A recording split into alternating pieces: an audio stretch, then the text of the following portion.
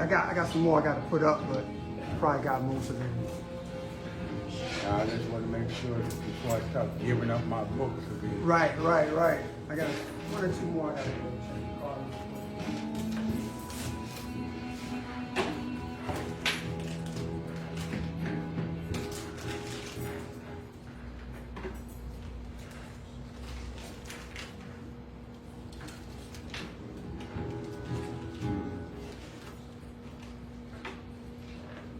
I left my bag home. Uh-oh. With the goodies inside? I just had a few books.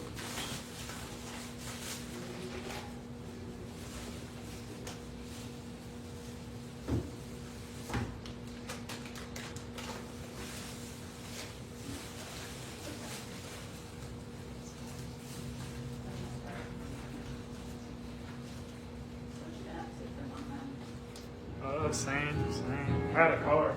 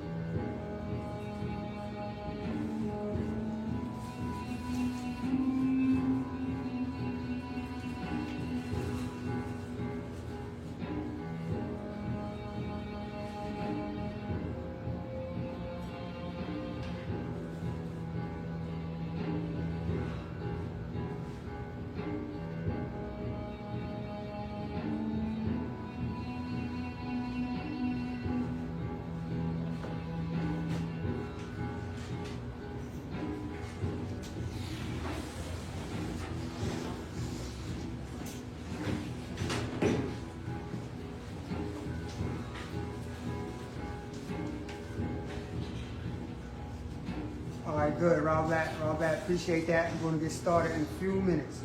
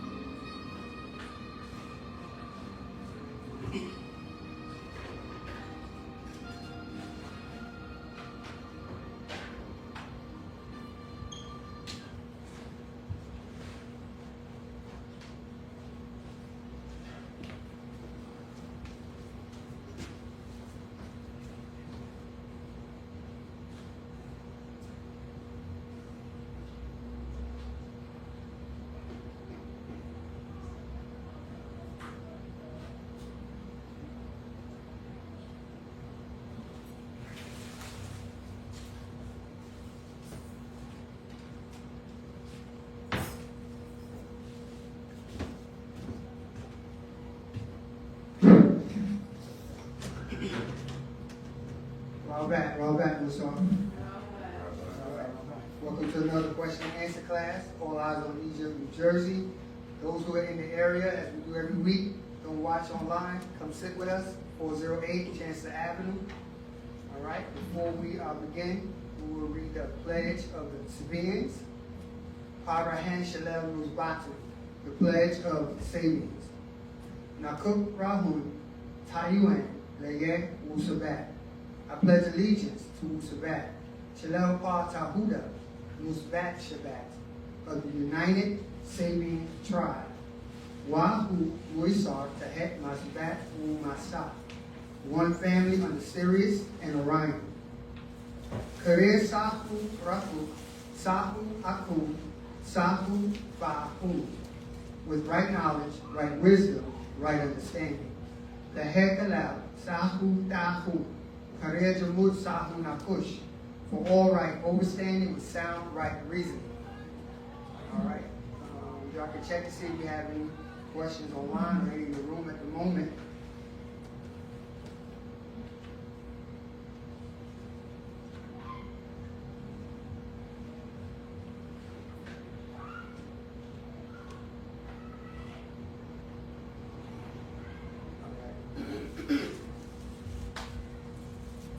I'll read something from The Bridge to Salvation, verse 27.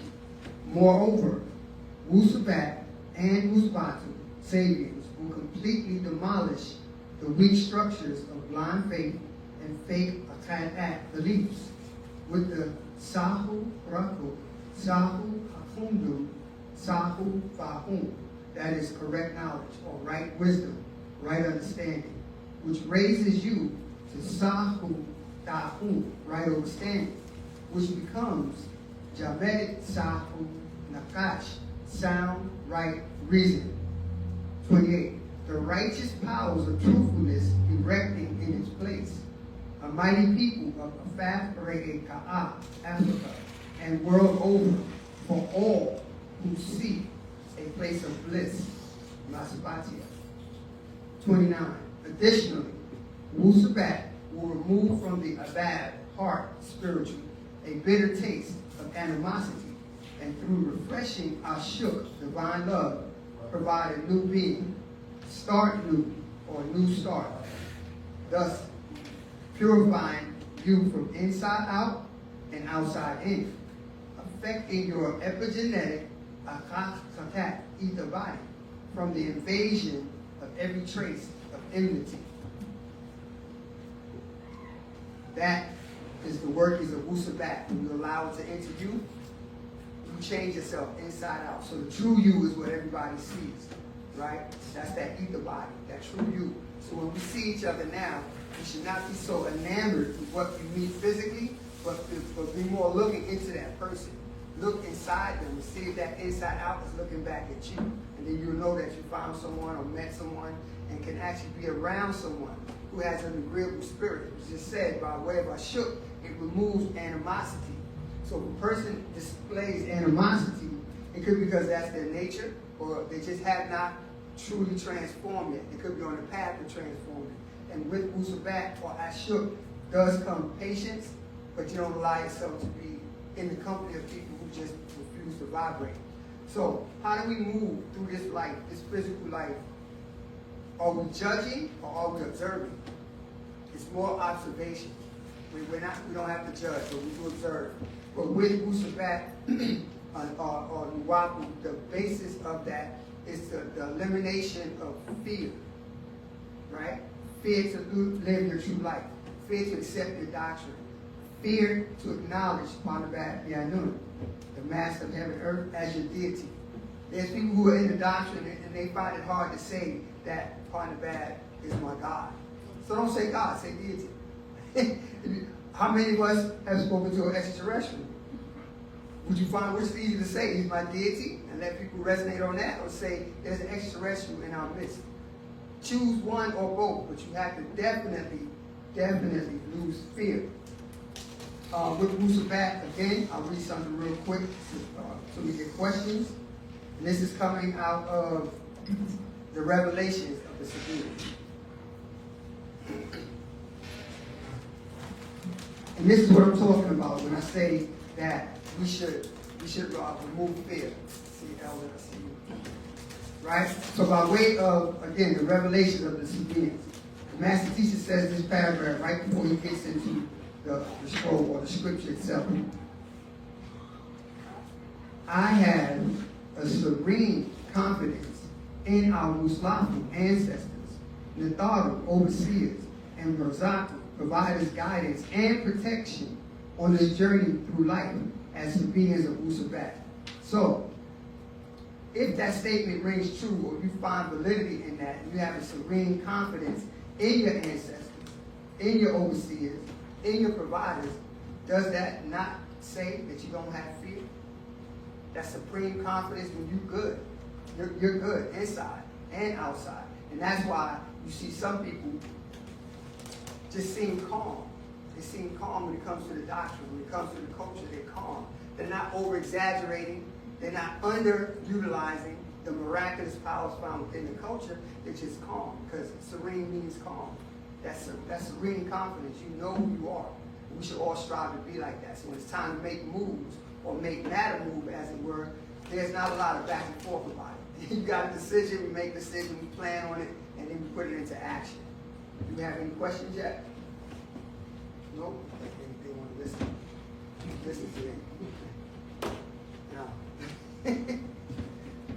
I'll talk for a little bit while longer because I have supreme confidence that I'm going to bother y'all because you're not going to ask questions. So let's see.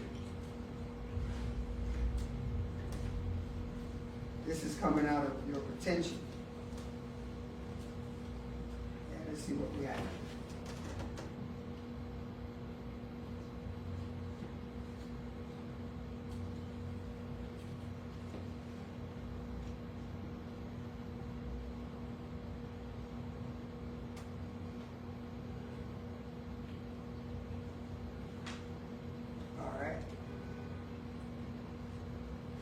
This is coming out of scroll number 8.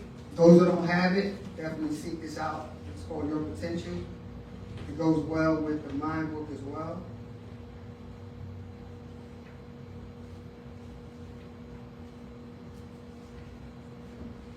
This is called scroll 8, A Human Paradox. I'll just read 1 or 2 verses out of that.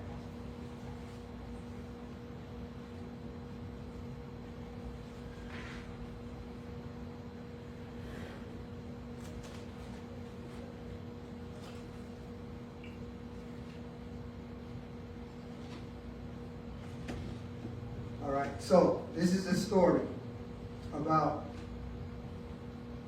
a supposition. And the Master Teacher begins like this. 82. On the other hand, suppose I steal $10 from the corner store. 83. I can see the headlines now. Imperial Grand Potentate of the International Supreme Council of Arab Shrinedom Incorporated robs a corner store. 84. I can hear the news anchors. 85. I can see the editorial and hear the preacher's sermons about it. 86. Everyone will know I stole $10 from the corner store. However, hardly anyone will ever know I gave $1,000 to the Red Cross. 87, which is 100 times as much as I was thought to have stolen.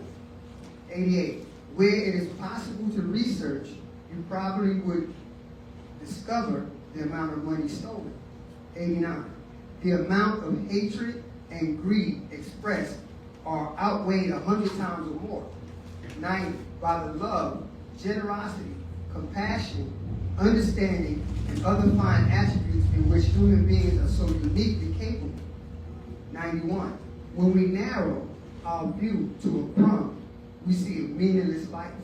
92, when we enlarge our vision to include the whole loaf, we see life's magnificence and remarkable radiance. 93, between the two decisions, there is the greatest essence of life. 94, the tremendous potential to alter the direction of negative thinking by positive application. 95, you will outweigh the negative in the world and raise the potential of all humans.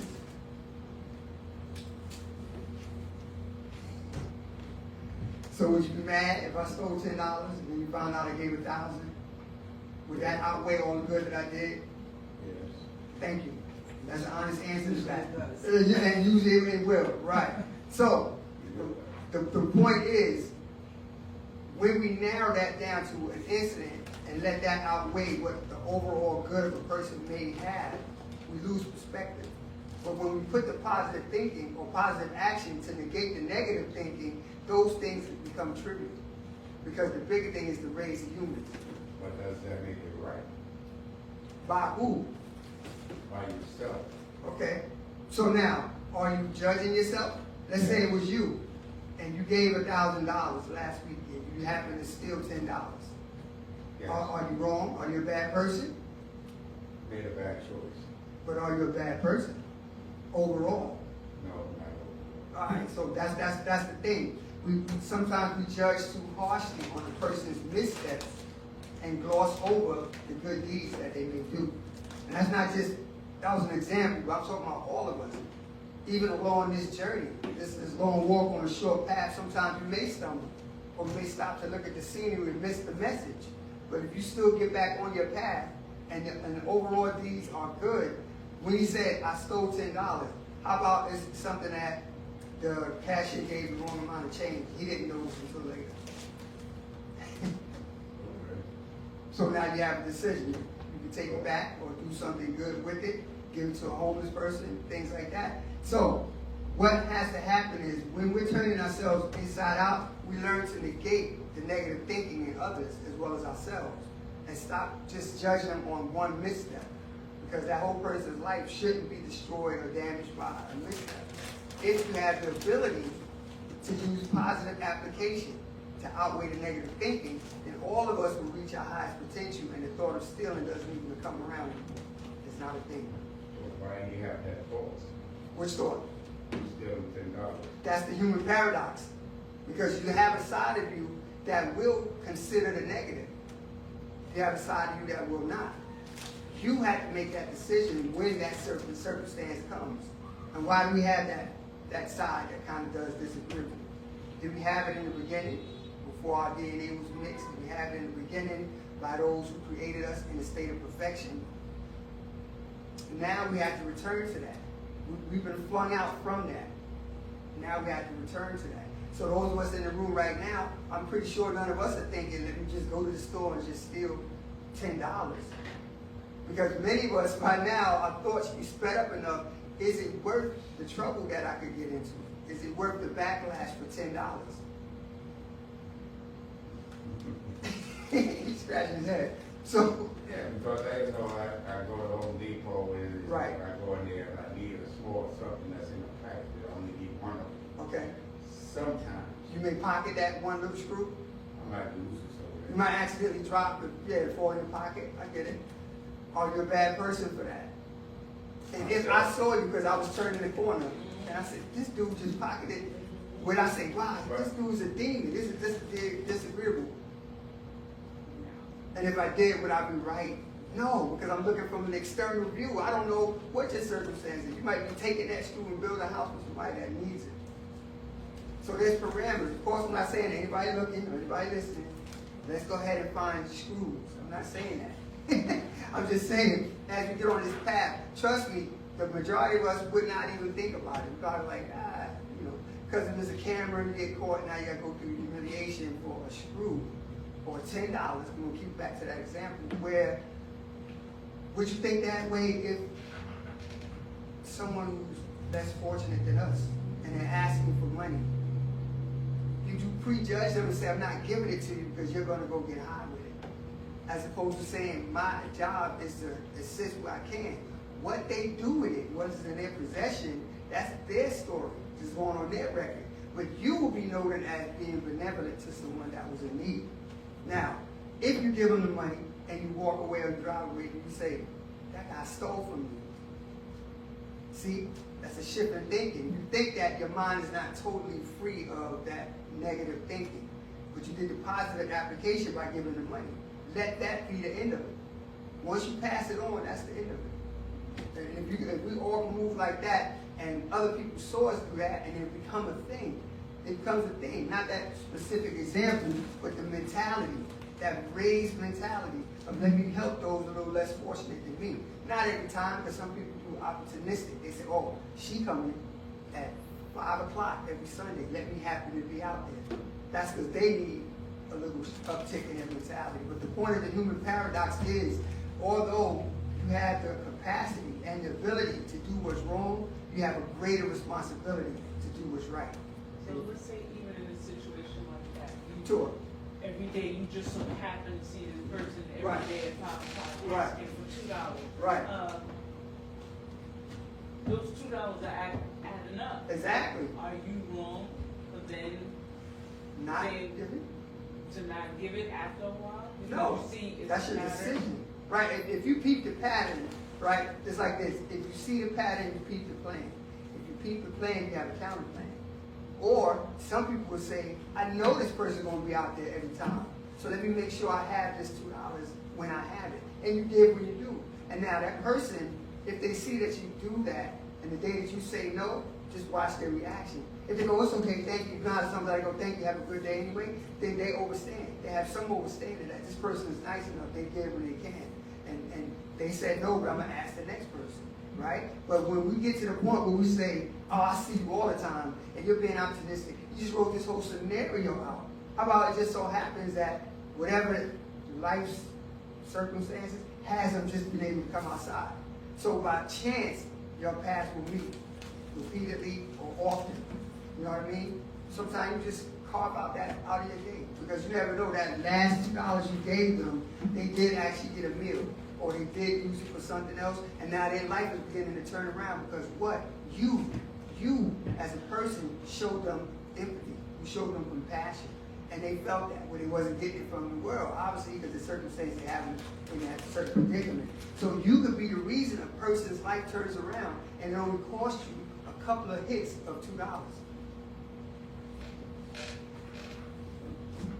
Or you're like, I ain't giving you nothing, and then that person literally something befalls them because they didn't have the $2. And you know what I mean? And you hear about it. How would you feel?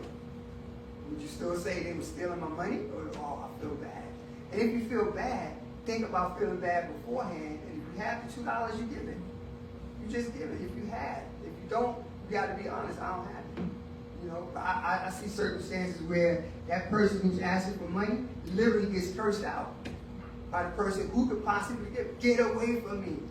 That's the wrong approach, right? Because scripturally now, we can take it to the other side. We're talking physically, but scripturally now, what were we talking? You have to be careful how you speak to people because you never know. You could be speaking to an angel unawares. You could be speaking to somebody that has high spiritual rank, and that was your test for you to be upgraded. And you failed because you thought of it from the human side. So Even though they do it multiple times, we wake up multiple times. We get dressed multiple times. Again, we don't know the person's circumstance. Now, if you become aware it's opportunistic, what's wrong with saying, I don't have it? But if you got a pocket full and say, I don't have it, there's a couple of things going on right there with the mechanics of the mind. I'm not saying walk around and seek people, but I made it a habit once. There was a lady, and I would give her my lunch. So I started packing too. Lunch for me and lunch for her. And it became our thing. How you doing here? Right? And then one day I had my lunch for her as well. And when I went there, she was gone. And I felt a certain way. Like she just stopped being around. But that became one of my daily customs that I was fine with. So if you're fine with donating $1 or $2, don't let nothing come in. No invasive thought to change that pattern. Because they could have been there for a reason. And you don't want to be the reason that they don't come up out of wherever they come out of. And if they don't, but you don't know about it, but you did your part, you're good. You didn't disrupt the natural flow of things, right? But I'm just saying, yeah, don't let a person take advantage of you. But if you have it, it doesn't hurt you to give $1, you know. I'm just saying, we're better than that. We just give you that. so what about offering to come cut my yard and he says no? So you say, okay, bet, I can give you more money if you cut my yard, and I'll pay you to do it. Then again, that's when you have to make an assessment.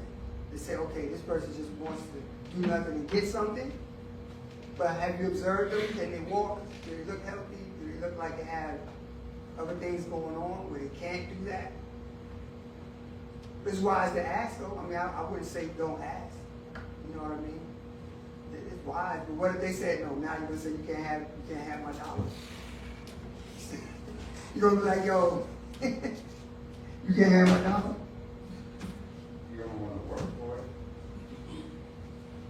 How about, that's okay, I can follow that. How about this? The person has to work up the nerve and the courage to ask you. He has to work beyond the humility of that, the humiliation of asking a total stranger to give you money every day, if it's legitimate reasons. Again, we're not looking beyond what he does or she does with it. But how about that? Put yourself in that person's place. Do any of us find it easy to ask somebody for money that we don't know? And you had to work up that thing. It's not always ego. It's just like self-worth. You have to literally humble yourself to ask a person, not knowing what their response is going to be, if they can lend you something.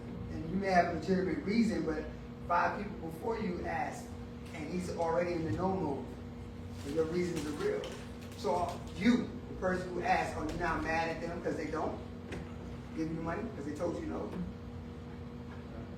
Exactly. But why? Because you're thinking, you're reasoning it out. You're still reasoning it out. Okay, maybe they don't have it. You know what I mean? We can't get so far into what the next person's purpose is. It's always yes or no. But even that, if you're at a certain point mentally, you can accept the yes and the no. It is what it is. And you move forward. How about if I gave you money? Are any questions yet? How about if I gave you money? It is? Okay, I'll end with this. How about if I gave you money for, say, a month straight, every week I saw you. So that's four times maybe I gave you money.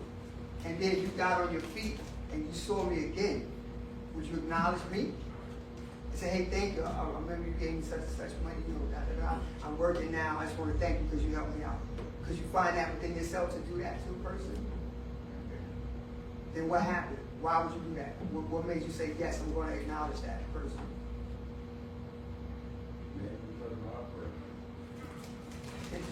He says because it's upbringing.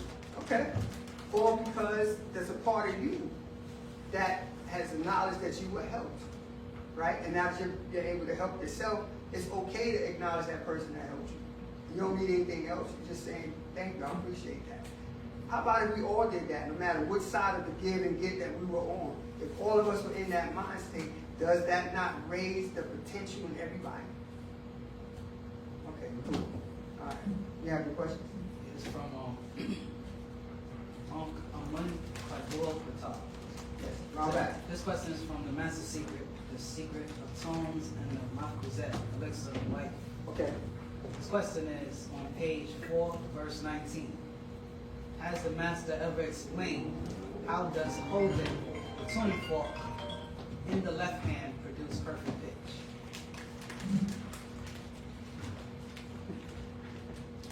Oh, I see it. I see it. You're right. You're right. Verse 19. All right. So verse 19 is right. The Bible says to have perfect pitch, tuning forks are used and only held in the left hand. I haven't heard any other additional bills on that at all. Other than that's the guidance that it should be in the left hand. But I haven't heard any other bills on why it is. Let's look at this for a minute.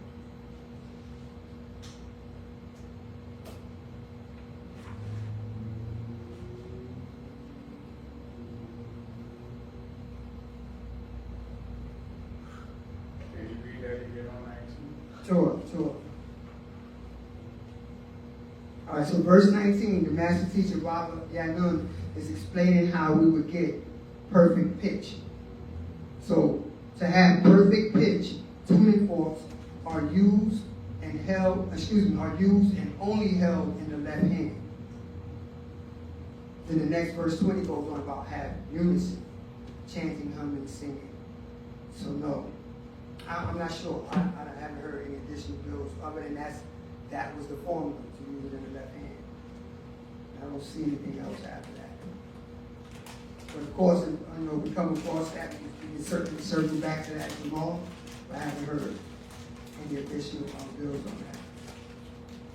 Wouldn't that have to do something with the blood flow? The way your blood flow through your I body? mean, in the direction, Yeah. it could be. I mean, we can read the thing in the breath book that talks about the way the blood goes. Let me just read a couple of verses ahead, just real quick.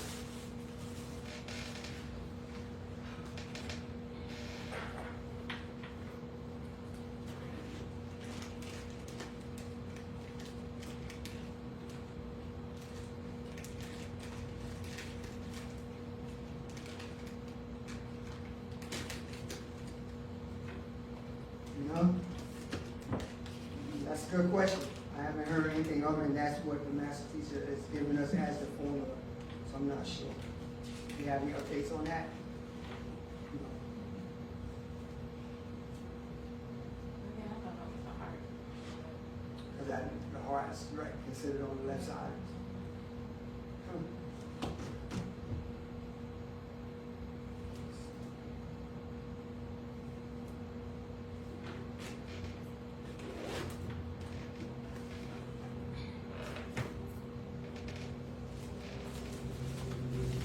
Nope.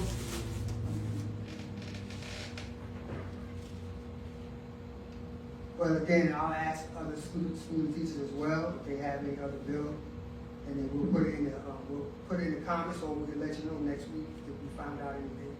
But right here it just says those are like directions at this point. Yeah.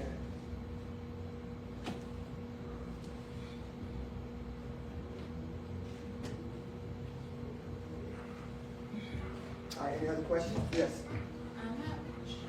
Mm-hmm. I think it was an update, or maybe it was the tribal call, national call. Mhm. It mentioned something about, but it was briefly mentioned about if a relative transition, Mm-hmm. I guess the loved one of that relative should light a candle, and then if, I guess, communicate to the relative who transitioned, and if the candle goes out, that lets you know that they're present or something like that. Right, yeah. I mean, they're there. What was with you. the, It wasn't an update. I think that might have been a reading on the tribal code. oh, Yeah, I don't think it was never made it to a printed update that we could have, because I do remember that as well. so it was to light the candle, and then you wait for it to blow out. Right. To Communicate get with them, confirmation. and that's confirmation. If the candle blows out, that means they're with you. They're present in that same space that you're in. Mhm. Right. I remember that, but I don't recall it ever being printed. Okay, there was nothing further. Because that's not mentioned in the guidelines for the altar. That's not mentioned in that. That was a separate information. Yeah, I haven't heard anything else. Oh, In fact, I did that for you.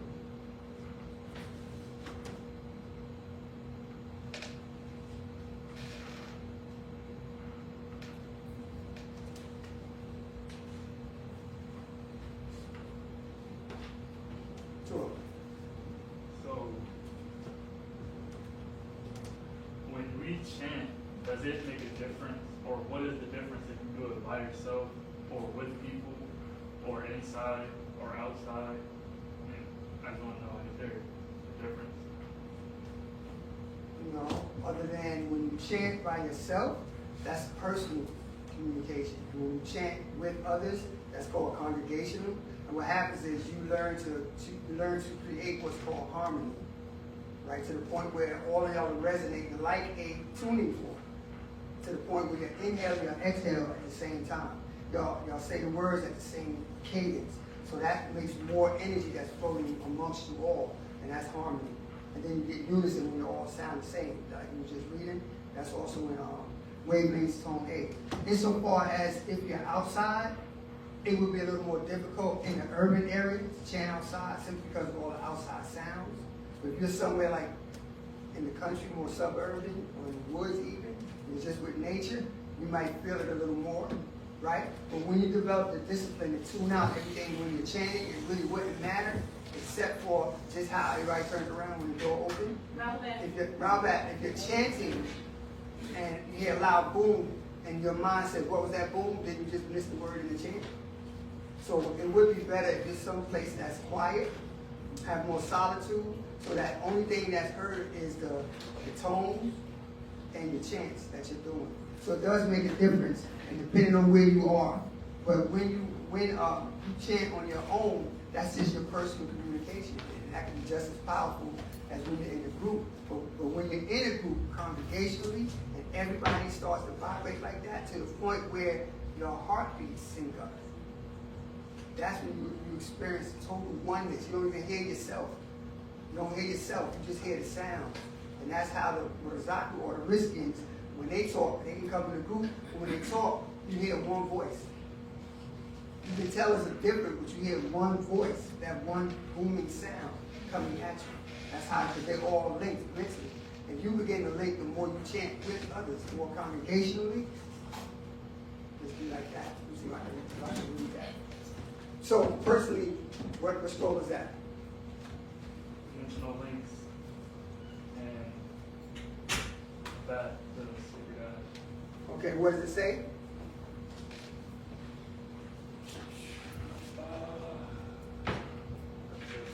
Uh-huh.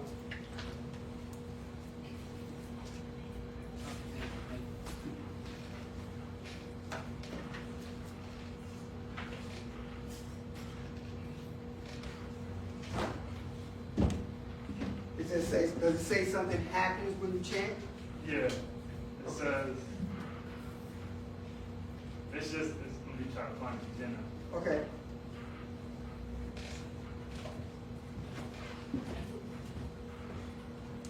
It says, the same which is school with vibrates as you speak, sing, and chant, and all other of your genetic origin or race can become in tune with you. That is mine, just a radio station or television channel. Exactly. Exactly. I'm trying to find, I thought I had it. In link A, where it talks about the effects of chanting together. Also in 33 Commandments, it talks about that, but it says that's your decision if you want to chant, with others. But what you just read is a fact. You can find it. You don't have it.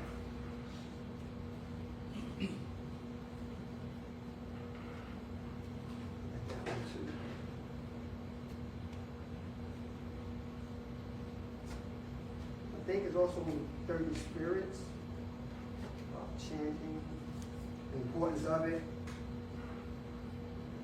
Just saw that. Maybe it's this one.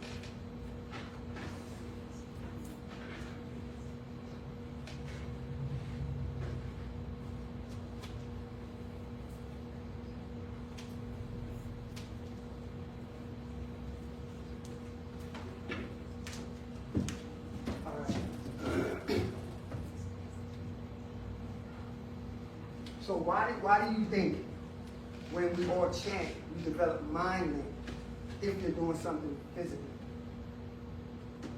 What makes the mind link happen if we're only verbalizing something? Same vibration. Same vibration? Okay. Or also, in addition to the same vibration, do we have to think when to pause? When to go, when to say the word.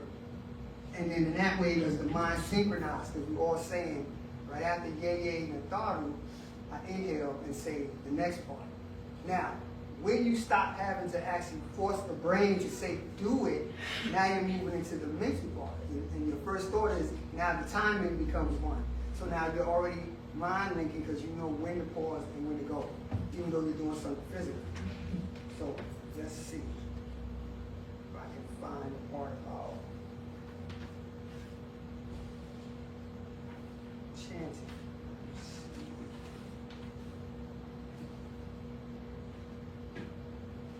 Okay, so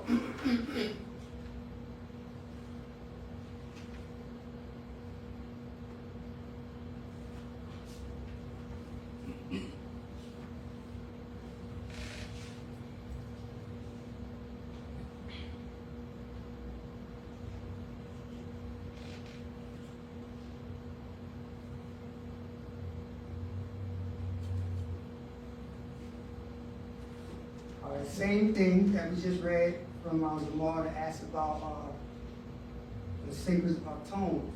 So the master teacher puts in here as well, the symbol of the humanoid's body is a natural tuning fork in Kingdom 8. The whole body used to resonate on a resonant frequency as a resonator. You have become untuned after much mixing and unnatural intakes, be it foods or liquids of any kind. You have been mixed with unnatural DNA, and many of our females have slept with or drank from more than one male or more.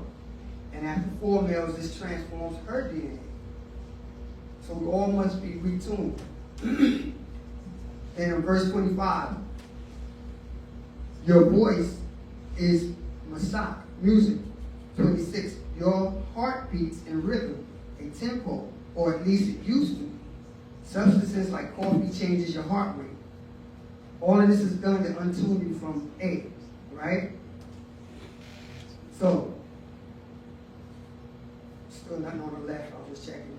Still nothing on the left. Verse 32, all things vibrate, therefore you also vibrate. Which you said, vibration. 33, the reason for the chanting is for you to be or get back on the right notes with natural nature, and also to become a clean you, inside and out, outside and in. Yeah. Then it talks about the harmony of perfect sounds. Okay, that's fine. Then there was a study that the master teacher mentions. This is a form of guided breathing, and as a choir sings the same notes and exhales and inhales the same, the heart rate is regulated by the breathing. 44. When one exhales, the heart rate slows down. 45. A choir is synchronizing by the melody and rhythm of the song or music they are singing. Then, internally, with the breathing and the heart rate. 46. There's an article posted that speaks about studies, research, and the effects when a body of people sing together. It talks about singing together can be an emotional experience. Chanting together becomes emotional. It becomes emotional now. So, pardon me. So as I was saying, when we learn how to inhale and exhale in a synchronized manner, then we're going to sound the same. And the heartbeat slows down. Again, as we explained, when you exhale, the heart rate slows down. So if all of us are exhaling at the same time for the same amount of time, then the heart rate will start beating in unison. So the heart rate in this room will be the same for all of us. So in that, don't you lose the self? It's no longer my heart rate, it's our heartbeat. That the whole collective now. So that's the study showed that and a bunch of 18-year-olds, they was in a school, they were performing, and their hearts started beating at the same, which is what we do when we chant. And then when that one of us kind of speeds up or slows down, it's an interruption. And all of us who didn't slow down or speed up, we can hear it. Because that person may enunciate something in the mode of silence. And it can throw off everything. The vibration, the frequency, the heart rate. That also happens when we're on, let's say, we make it to the crafts, we're found worthy. And that one person whose mind isn't quite synced up with us, mind link, and they have some type of thoughts, and it can throw off the vibration of the craft and make it swerve, as opposed to going from point A to point B. So we have to learn how to do those things here. And chanting is one good way to do it. Plus, you're connecting with your ancestors when you do that. You know what I mean? So in here, it talks about that. And then it also tells us how we can actually, 47. So it has also been proven and documented through studies that there is a synchronicity of heartbeats when groups of people chant, sing, or hum together, becoming one. 48. In fact, when exposed to a very small electrical charge, as your bodies make on A major, it absorbs the natural nature energy and stores it. 49. It acts as a capacitor, an energy storage device. 50. A superconductor. And what happens when the body stores that energy and becomes a superconductor? even while you're chanting, or once you land on A and it becomes your natural tone. This is what happens now that you, the body, become a superconductor by absorbing that energy from natural nature. 51. Conducting affirmation into information instantly from beyond this dimension or into this Wahu Makwan universe, mental, mind to mind. Mind, M-I-D, to mind, M-I-N-E. 52. So when exposed to these minute amounts of energy, it responds in such a way that it actually floats. 53. Yes, golden children float or hover as crabs. 54. For those who have traveled with me through the many schools of thought, you have experienced this in various chanting circles that we have had. 55. Those pure souls unified will have the power to raise people literally from the floor. So, when we literally become one heartbeat or mind to mind, things like that would happen. But would you really notice it? If you chant with your eyes closed, you'll feel a sense of, I feel like I was lifting off the floor. Had you peeked and you saw everybody else lifting off the floor, would you be surprised and throw it off, or would you just relax and let it happen? You have to be mentally disciplined at those things that at one point in our lives, in our mentality, we thought were miracles. They're not. That's our magic that comes with the electricity and the bonds that we can make with one another. As long as we stop looking at each other as separate cartons of existence. Oh, she's a she. Yeah, she's a she, but she's also you. He's a he. Yes, he's a he. But on the mental plane, we're all one. So if that was to occur, and you wanted to be nosy, and you happened to look and saw everybody was floating, just rock with it. Don't go, oh snap, he was floating, and cause everybody to fall. Because now they're looking at you. So when you chant with your eyes closed and you feel like you're lifting, how do you know you aren't?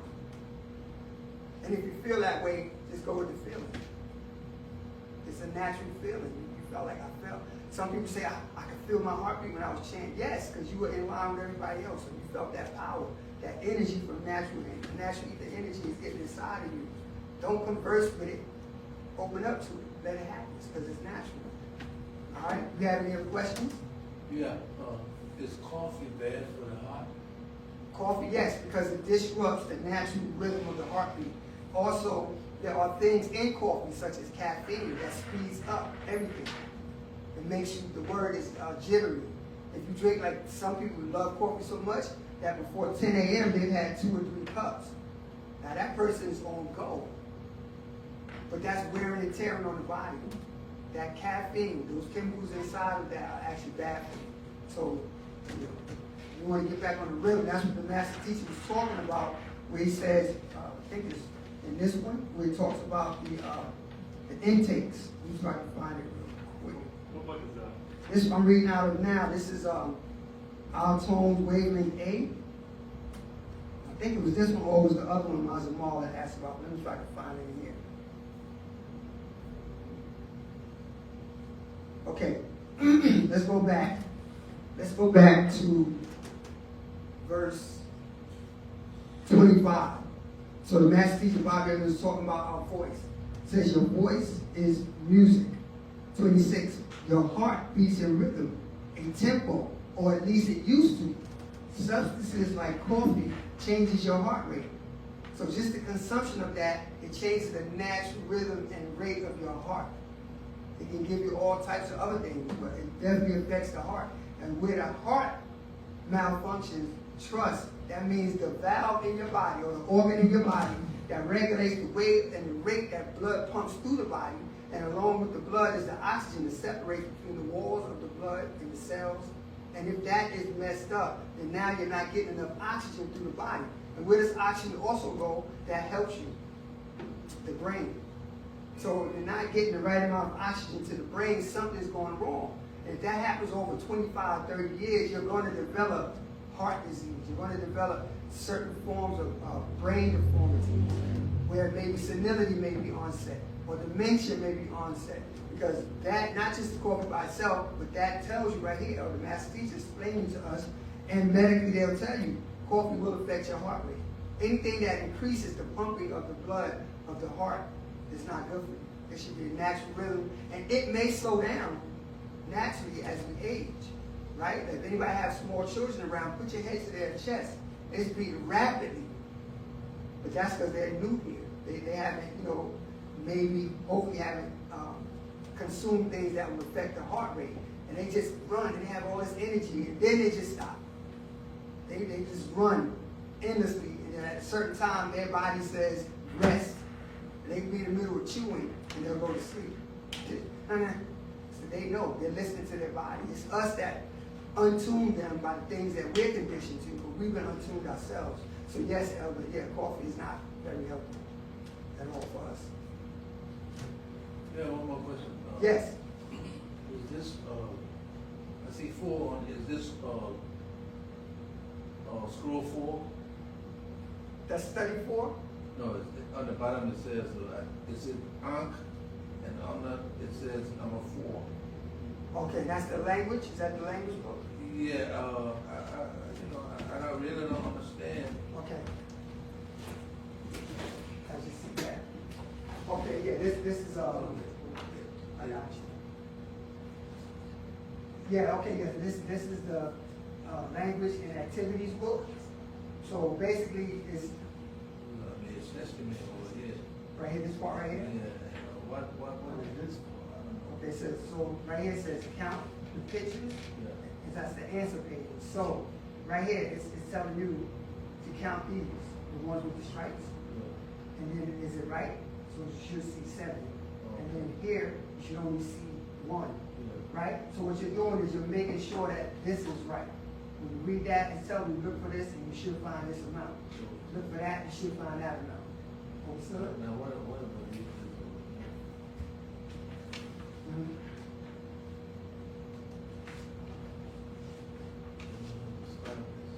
Okay. All right, so now, here, it's just a maze. So you're supposed to, it's giving you the answers actually. So it's telling you start here and follow that. You'll actually come out. So these are the answer pages. So before they get to the answer page, you got this seat right here. You're supposed to do this part, this, here. And then you check if you did it right on that page. All right? So right here is your cheat sheet. You don't want to go here first. You want to start over here. All right? So don't look here yet. You go from this side to that side. Then when you're done, now it's telling you to check to see if you did it right. All right? All right. You're welcome with that. All right. Any other questions? This is from same brother. One. Yeah. Rob back some more. He said sometimes in the books shows light traveling at 186,272 feet per second. And the time it says 186,272 miles per second. How light is measured? Does it actually matter? Refer to the same book, verse 73 and 85. Is that Mark Kuzet book? What's the verse again? Verse 73 and 85. Okay. 73.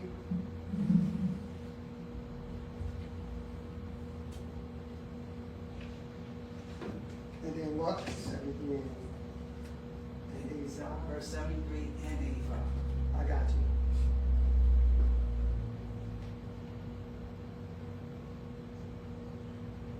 Right. So really it should read feet.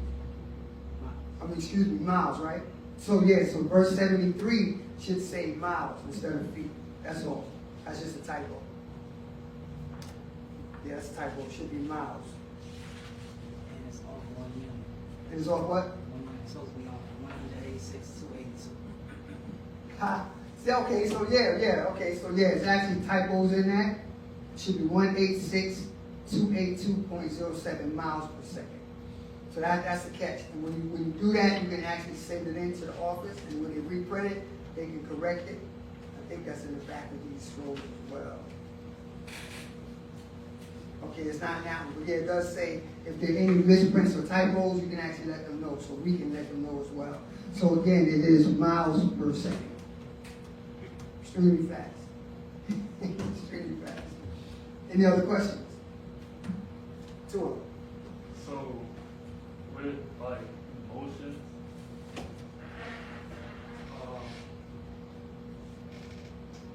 how like some people would say you're emotional Mhm. if often you lose control of your emotions and have like outbursts or whatever. Mhm. But what would it be if you're very aware of your emotions, but you don't lose control of it? That like You're still emotional. You're just in control.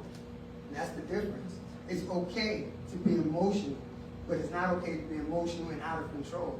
So in other words, if you can't control your emotions, you give in to being, I don't want, that's not impulsive. You give in to being hyper reactional to it. Like, you want to respond right at that point in time and match the other person's energy, as opposed to thinking about the whole circumstance and realizing that words are just that. Even if somebody does something, why would you let what somebody else does control how the rest of your day goes?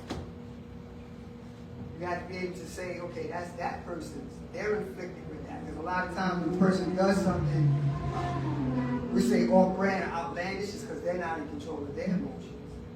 They have an outburst internally, but then they take it out on the next person they see, or they don't like the way you did something. So when you read like scrolls like Emotional Energy or the Mind Scroll, it talks about it's okay to be emotional because we're all emotional. In order to have compassion for somebody, you are what's called an emotional being. To have a soul, you're an emotional being. But however, you also have to be a mental being. That's another part of the divine body, the divine self. So you have to be in control of your emotions. If not, you are a type of person that will be controlled and you'll be swung back and forth all day. Because anything that you may not agree with will make you disagreeable, even to yourself. And you'll never get rest because you're always ready to react to somebody else. A person like that, it'll be very difficult for them to become centered because their reaction to external things, right? So that's what that is. You can be emotional, but be in control. Because what is emotion? Energy and motion. So what type of energy are you putting in motion? Because somebody said something, or somebody acted out of character. If they didn't physically harm you, then why are you acting harm? Right? If you think about it and you already see the whole scenario, you're like, that's cool. I feel that's how you feel. You're making that distinction. That's how you feel.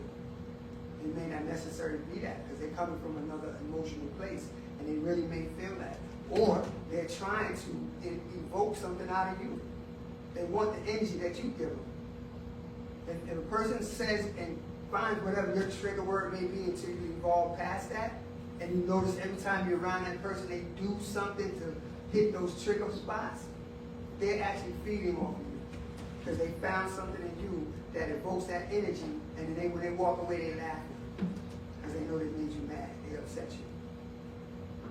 So yeah, it's okay to be emotional, but definitely remain in control. So, when we talk about the other side, like what if, or who is that type of person who isn't emotional or compassionate? those are two different things. Those are two different things. You're saying what about the person who isn't emotional and not compassionate? Or as emotional. They're more in control. It could just really just be their nature. They just don't overreact to anything. Put it this way. If you're the type of person who gets, and this is emotion now, who gets extremely happy, like that person really enjoyed whatever it is they enjoy, right? That same person, when it comes to pain, they really feel pain to the maximum level. So when you start to control your emotions, it's not like you have less pleasure, but you're in control of the pleasure that you do have. And then you also can control the amount of pain you will suffer or experience when something painful happens. And then a true person who's mastering themselves, let's say they experience the pain first. They understand that the amount of pain that they experience is really just carving a groove to fill it with pleasure. So you just walk through the pain, and then you have pleasure. But a person who's extremely, enjoys stuff extremely, they're going to suffer extremely. And that's the compatibility of the universe. It matches that. So a person who appears to be less emotional, that person more than likely is a thinker. and they're processing things. And so once they process it, they've already got the resolution, so they're not going to outwardly act that way. And then when it comes to pain, guess what? They're thinking about that too, especially emotional pain. They're already processing it at a rapid rate, so they're not going to really respond the way you may, not you, but the way a person may expect them to. And you say, as the onlooker, oh, that person is not very emotional. Yes, they are, but they control the parameters in which they exhibit it because they're thinking. I pray that helps to some degree as far as the emotions. Sure. So, what are your thoughts around when they categorize individuals who are depressed? Because depression, isn't that a form of emotion? Is that emotion that's out of control or not managed? Or Right. That's a good question.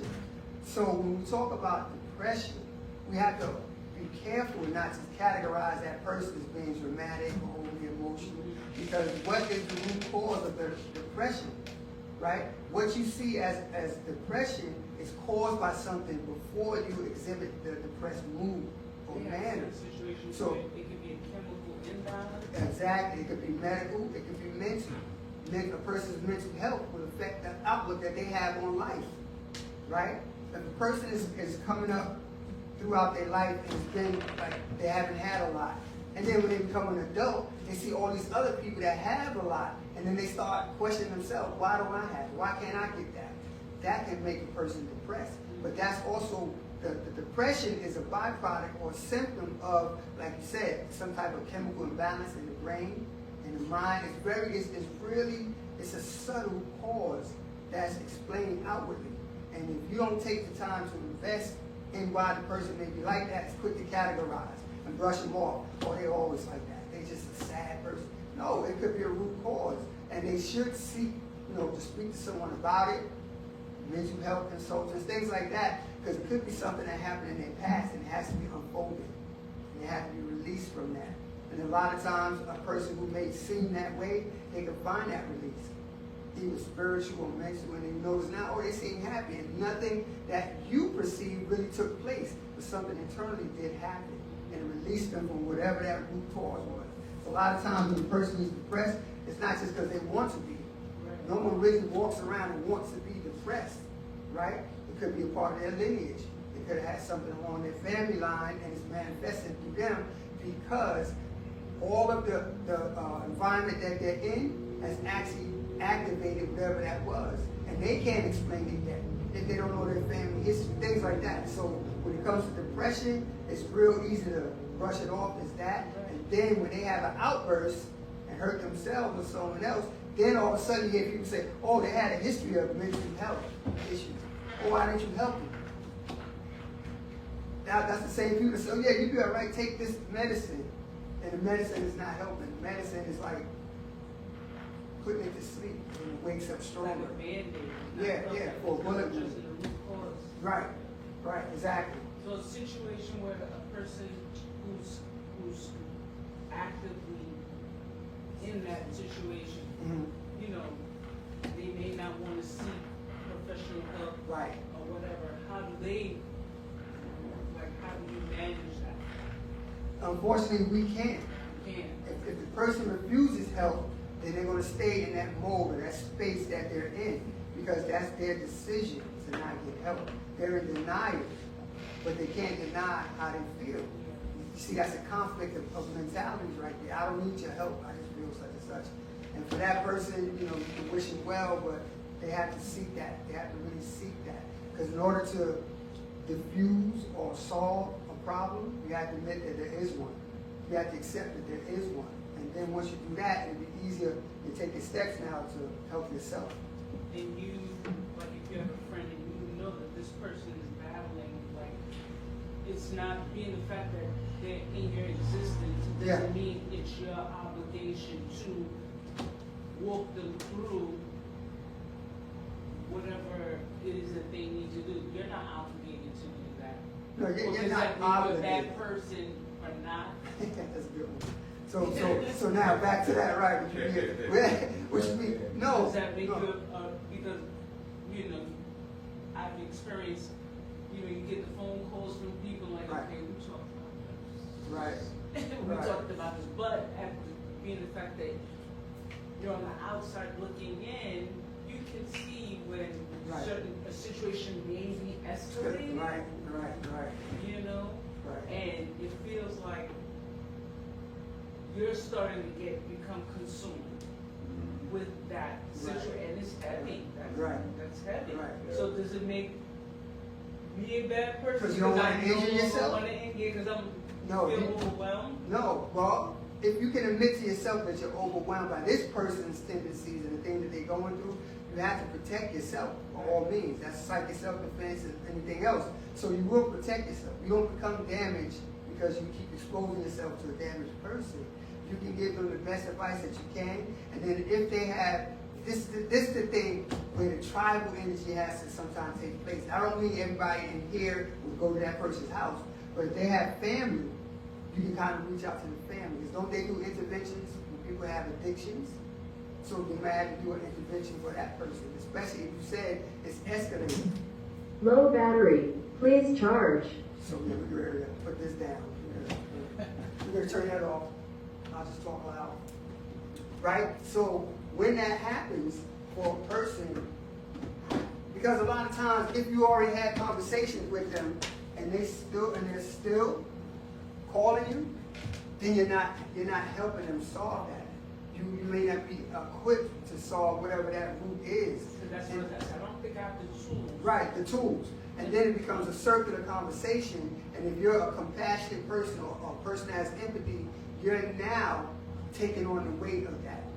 Because after the phone call is thing, you're thinking, dang, that person is, I really want to help them, but I can't. And not only that, because I feel like depression, that vibration that's associated with depression, that's a heavy vibration. For sure. And you're, even on the phone, You that can feel it. transference Yeah. of energy Yeah.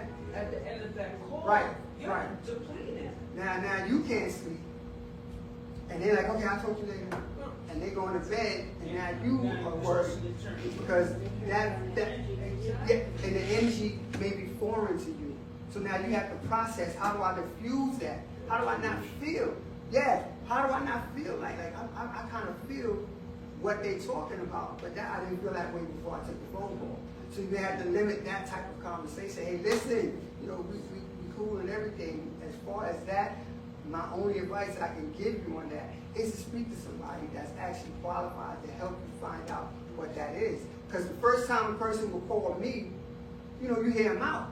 The second time, I'm like, okay, well, what do you think is the cause of that? It's time for us to, if we're calling this, let's keep it 100. What is the cause of that?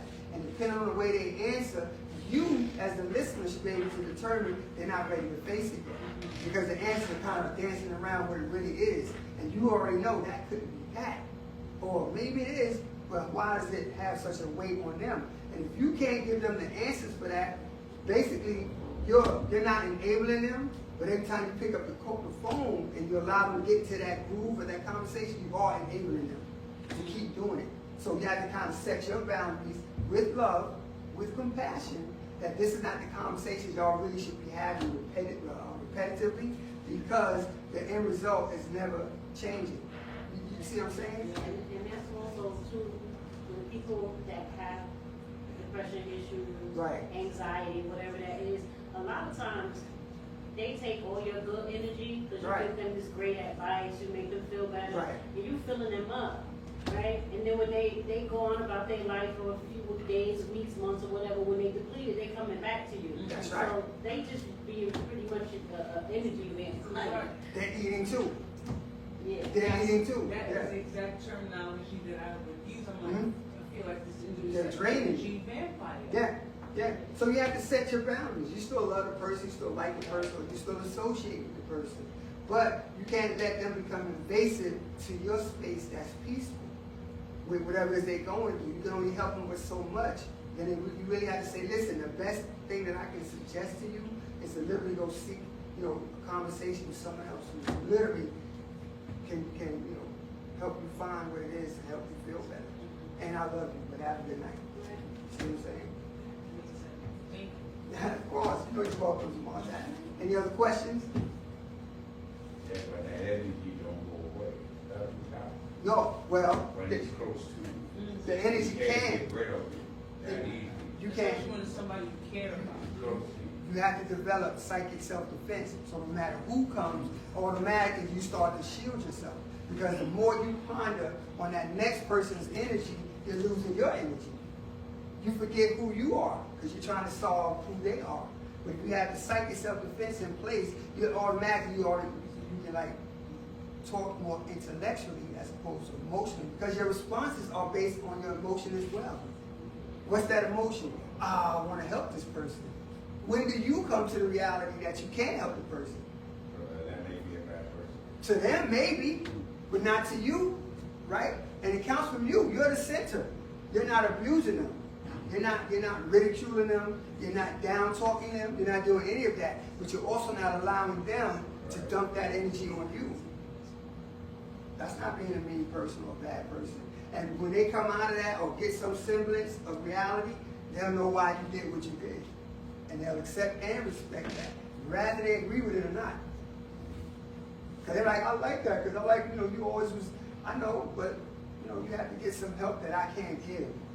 And I don't want to prolong your pain by having this circular conversation. Sometimes you got to talk to them just like that. It becomes a mental chess thing. And once you activate that higher self, that part of your mind, that's going to be matter of fact, not mean, but matter of fact, you got to cut that off. You literally have to cut it off. Or they're going to get better and you walking around depressed. And see if you can call them at 2 in the morning. Oh, no, man, I'm good. I feel good. I clicked. And then you'll look at them like a bad person. That's that circle of human. Those are human traits and attributes. As deities, we have to know, this is my universe. And I allow who I want in, and I expel who I want out. And so should you. And if we all did that, we learn to respect each other's space when it comes to damaged information. That's what that is. It's damaged information. We all may have it, but the person that's repeatedly giving it to you, you have to lovingly withdraw the access to it. All right, you got any other questions? Talk. Emotions Mhm. says energy and emotion. Yes. So do women have, like, 'cause we say they're more emotional, so would that mean they have more energy? No. Yes. Wow, did I hear yes to that? Okay, let's talk about it. Let's talk about it. Women do not have more energy, but they're willing to expend more energy to get their points, to seek what they want. They're more willing to do that. And men, we've been conditioned, and maybe because we have 2.8% less genetic material, whatever, we've been more conditioned to not be that emotional. Our emotion, the way we get emotional, comes out in a different manner.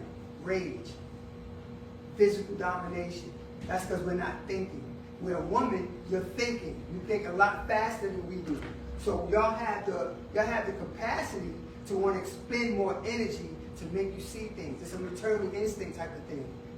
Uh-oh. I have a question. Okay.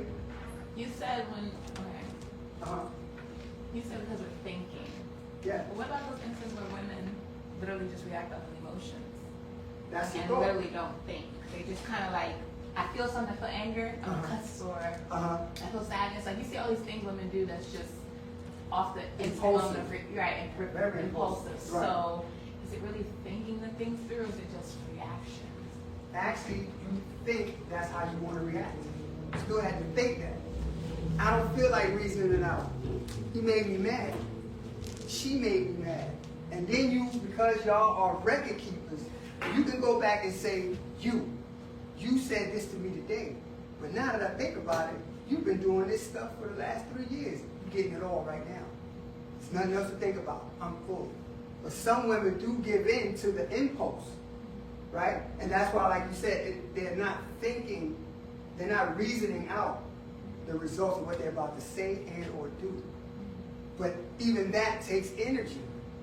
Women are more willing to expend the energy, even if it appears irrational to the person that they're unloading on. But to them, it's very rational. Okay, your mic wasn't on, but I heard you. And then us, as men, because y'all, real talk, we use different sides of the brain. So to the man, when he hears this side of the brain coming at him, he has two things to do. One, I can match her irrational actions with the rah-rah, or I can be real quiet, because I think she's borderline dangerous. I think she, if I come back at her, remember, she can give birth to another being. She has the strength, that internal fortitude to outlast me. So I'm not gonna agitate or aggravate that. And that's why a lot of men just go, "Ah, yeah, you got it," But then some of us, we like to stretch our X chromosome. Who you talking to? She's talking to you. There's only two of y'all in the room. You knew who she was talking to. So sometimes you gotta let it ride, and then she will, calm down eventually, and then y'all gotta have a rational conversation about it. But you're correct. There are women who think, and like that's how you think. And this is the best reaction because I know this person's character. And they all, you know what I'm saying? They basically, and it happens in a split second because we were just driving down the street, and all of a sudden I'm getting a face full of this drama for what? Did I change the radio? Did I breathe wrong? Did I not? And she's like, you did this, and you like, damn, I did? That's us. You like, damn, I did? Right, you took it right out of my mind. You're like, I didn't do that. But to her, you did all that. So yeah, sometimes that's just the perspective of a woman. And if she's in a relationship where she feels like she's not being heard, you earn that argument from her. You earn that. So when we start combining the right and the left brain, that's when we have perfect thinking amongst us. That's work. For y'all that's watching and y'all that's listening. That's work, right? And the younger ones amongst us, y'all don't have the patience to put in that work yet. Because right now, the younger people between 20 and 35, y'all are thinking that y'all got it figured out. You can't tell me Nathan, nothing, because why? I already know it. And don't know half of what it takes to get to the point that we're talking about. And that's a part of life. It's good to have, that's where the disconnect between the elders and the younger people should never have happened. But because of the influx of drugs, the influx of infected DNA inside of us, something broke that bridge. And now some of the young people say, if an elder doesn't respect me, I'm not going to respect the elder. But the thing is, if that person has lived through life to be an elder, sometimes they get that. They get that. And then once you tap into the reason behind they act like that, you pull that blanket off, and now you're going to get some jewels. But if you act like, oh yeah, I don't care about my grandmother, so what? You're losing access to the library of life skills. You lose that, right? Not the women. I'm talking about men and the women, not just the women. Any other questions? Okay, I knew it. I have a question. Okay. Totally off the topic. Okay, let's go. Being that you mentioned about elders, so just something I observe. Yes. And this is not really like doctrine focused, but Okay. it's also like the question as an elder. Right. Being your elder. That's me. That's So right. how do we build or bridge the gap between the younger generation and the older generation? So the youth and then the elders. How can that be done? Like, because we're a nation and a tribe with so many different age groups, True. experiences. True. What can be done that can be possible? All right. So this is just me speaking to y'all and to y'all.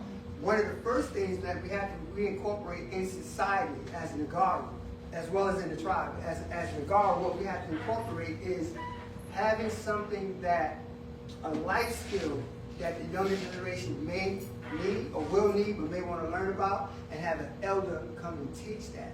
Then on the same time, have a younger person, a younger generation, help the elders learn about some of the technology or some of the advancements and things like that. Because a lot of the elders have a fear of this technology, and they automatically shut down. And they say things like, well, I don't need to learn that. Yes, you do, because this is what it is. But also the younger generation need to learn about some of the basic tools in life. And if we can come together in those environments, say, okay, this Saturday, the elders are going to talk about this to the younger people. Don't make it boring. I'm an elder. I don't think I'm boring. I got dad jokes, but I'm not boring. Right? and you bring it where, you bring it where it doesn't sound like you're talking down to them. Because a lot of our younger generations, a lot of them are just coming out of school, in school, so that teacher-student attribute doesn't always work. It has to be a lively thing where we can have good communication. Then the next week, let the younger ones come and show us how to scan pages or how to, the things that I asked you about. Show us how to do those things. Then we realize, oh, I can think on that level. We have to do that. Or we can have things where and this is like where the elders will just do something for the younger generation. Have an event where we honor our young children and we just cater to them and let them not think, oh, this dude is ornery or she's real ornery. Because a lot of us, right, we become seasoned in life. But a lot of us are salty. And that's the difference. I'm seasoned, but I'm not salty. And then some of our elders in my peer group think, you just can't even, hey, how you doing today? I got bursitis, I got all that. How are you doing today? You need a hug? Get off me. They really react like that. They're salty for whatever reason. We have to find out how we can come together by the different age groups and pass along the knowledge and the information and the wisdom that we have. If we can do that, then the younger generation is like, nah, you know what? Let me call so-and-so. She's an elder, and let's just see if she wants something from the store. That will shape and change that elder's whole day. That you took the time out of your day to pick the phone up and say, how you doing? Can I get you something? Do you need anything? Even if they say no, be like, oh, good, you doing okay? Good. I'm going to call you next week. Now they're kind of looking forward to that. So now when a younger person, like say our children, feel like they can't talk to me, but they know they can talk to another elder, now they still got a pipeline to the wisdom. We just have to stop being judgmental towards one another. Them young ones don't listen. Them old ones can't hear. So now they don't hear me. When I talk to them, all they talk about is what they did in 1940, how they walked 7 miles in a blizzard backwards to school. And then we say, well, look, they don't even ride, they don't even walk anymore. They ride them damn e-bikes, almost hit me coming from the store. Eliminate all of that judgmental dialogue that we have up here before we get around each other. Like, we need to do that. I think that's one of the first steps, just to learn to be patient with each other. And when we do that, we'll find that I see myself in that person. And like an older person would say, I see the younger me in that person. Let me pull them up and kind of have this conversation. And if we put those barriers down, we'll find that we really have a lot more in common. If nothing else, survival. Yeah, I would do it. I mean, look, we got the little screen here, and we can come, and the younger ones, if y'all want to go first, just show us how to do certain things on the phone. Simple. And then we can have, for the elders, we can do something like show y'all how to grow food, or how to sew, and things like that. These things are necessary, because once we're gone, because we're going to leave first, I'd rather leave first than the younger ones. We're going to leave first. We have to leave y'all something. And not just leave. You see what I'm saying? So all the elders that are listening or that may come and ask about that, just be patient with the younger ones. They have a lot of energy. So why not fill it up with something positive and have them just out here on their own and let society raise them? Let these videos raise them. And then you wonder why you can't talk to them. We definitely have a class where the younger ones can teach us the new vocabulary. We may never use it, but I want to know what you're talking about when you say certain words. And like when we say certain words, and when we, we have to be able to say, I may be a different age, but we're still the same bloodline. We're still the same people, right? And I'm willing to share some of my life experiences with you. We have something like Night with the Elders, where the young people can come and just ask us anything within reason. And some of y'all, I put that disclaimer, within reason, because some of y'all are like, so, threesome's a prime number, so it's good, right? Sir. Sir. No. Let me explain. We can talk about that. You know what I mean? But we can't ask crazy questions of y'all either. Damn, don't you know what that is? You wearing your pants down like that? You selling men pussy? I said pussy for anybody that didn't hear me. Because I know they was like, did he just say that? So I'm saying we can't like kind of ask questions sarcastically. I really want to know what your young people be, what's the vibration that you're on and why y'all on that. Not judgmental, but why y'all on that. What about this makes y'all do that? And y'all can ask us the same thing. So yes, all eyes on Egypt, New Jersey, we can definitely set that up. Right after we do the monthly Leo party at the end of the month. We're going to party first. No, I'm just playing. But we need to do that. In all bookstores, wherever you at, if you don't have a bookstore, but you have younger people around, start setting up these come together dates, as we call it. To come together and really just learn about each other. But I don't want y'all stranded out there. You know what I mean? The younger ones, it's crazy. The world is crazy. So I think that's one of the first things, to stop the judgmental attitudes and come together and exchange what we have.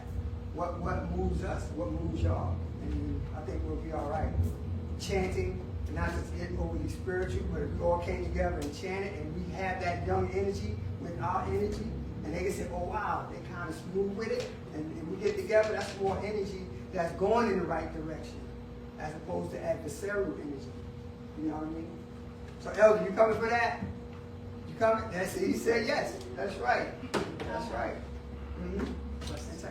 Yeah, you got a question? Wu-Sabat. Okay. He says, so since emotions is energy in motion, Right. is suppressed emotion depression, and why? That's a good one. Why does depression have a greater impact on whether you lose control or not? Okay. And or no longer able to suppress the emotions until you release and or cry the emotion out of your mind, body, and spirit to the point that you actually feel physical, mental, and even spiritual relief. So Yeah, go ahead with part one. I appreciate it. since emotion is energy in motion, is suppressed emotion is depression. And why does depression? Since energy is in motion, is suppressed emotion what? Depression. Depression.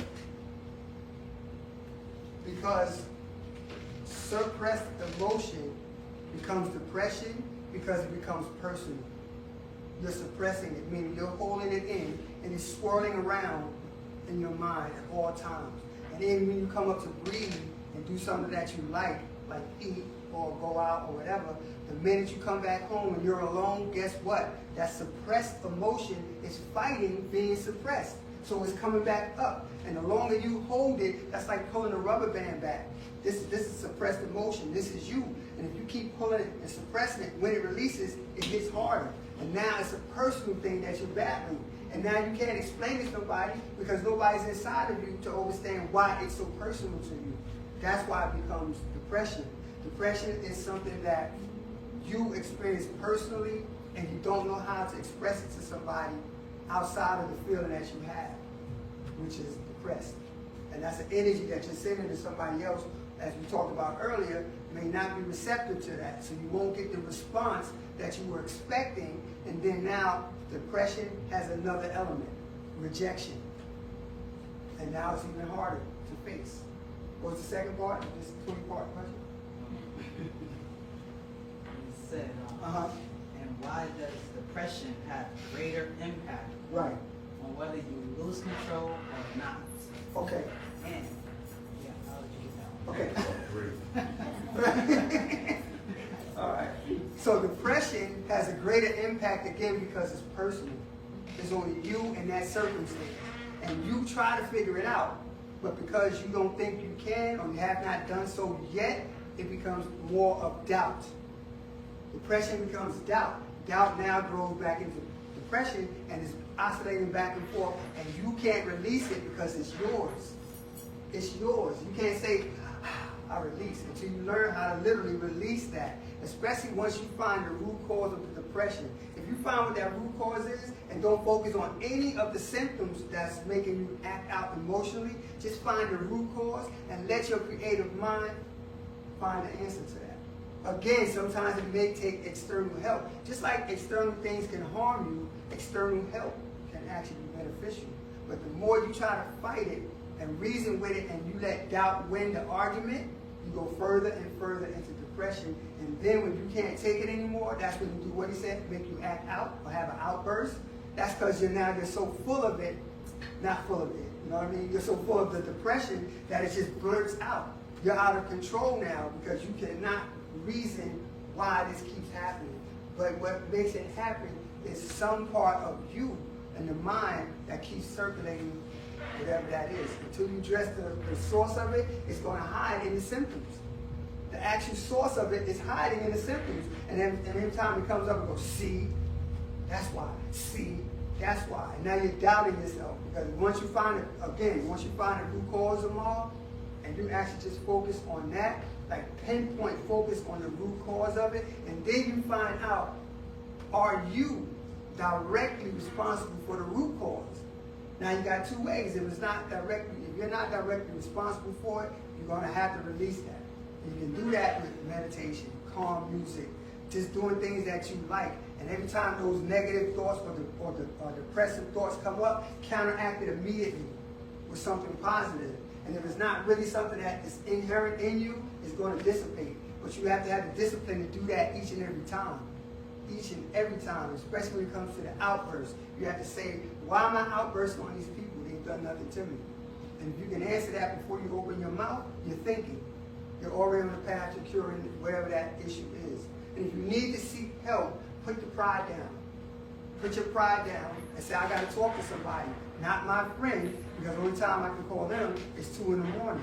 No, you do it in the daytime with somebody that professionally does that, who studied that. Thinkers in the tablets said a lot of the things that afflict us are in the mind, right? It's one of those in the tablet, got this chapter where it talks about that. Like a lot of the ailments that we go through is literally in the mind. Why? Because that's the creative vehicle. The mind is just that strong. It can help you, it can hurt you. Best friend, worst enemy. Now, what side of the mind do you want to dwell on? You have to learn to get on the side that's going to be beneficial, and you will create a better environment for you, internally and externally. What's the next part?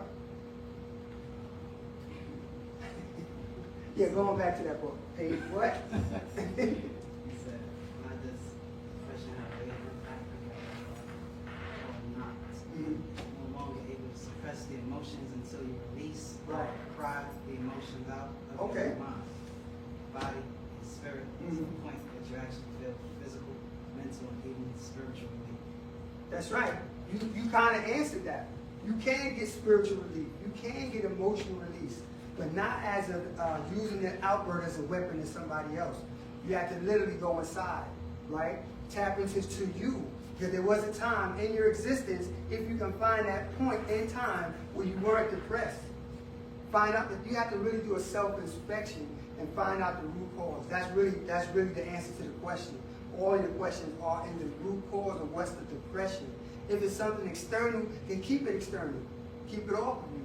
If it's something internal, then you have to figure out and find out what that cause is and how you can remedy that. Because we can't fix each other. We can show each other love, we can show each other empathy, and we can be there for each other. But the fixing deity starts with you. You're the fixer deity of yourself. So, if I can, let me just touch on something. I think I saw it here.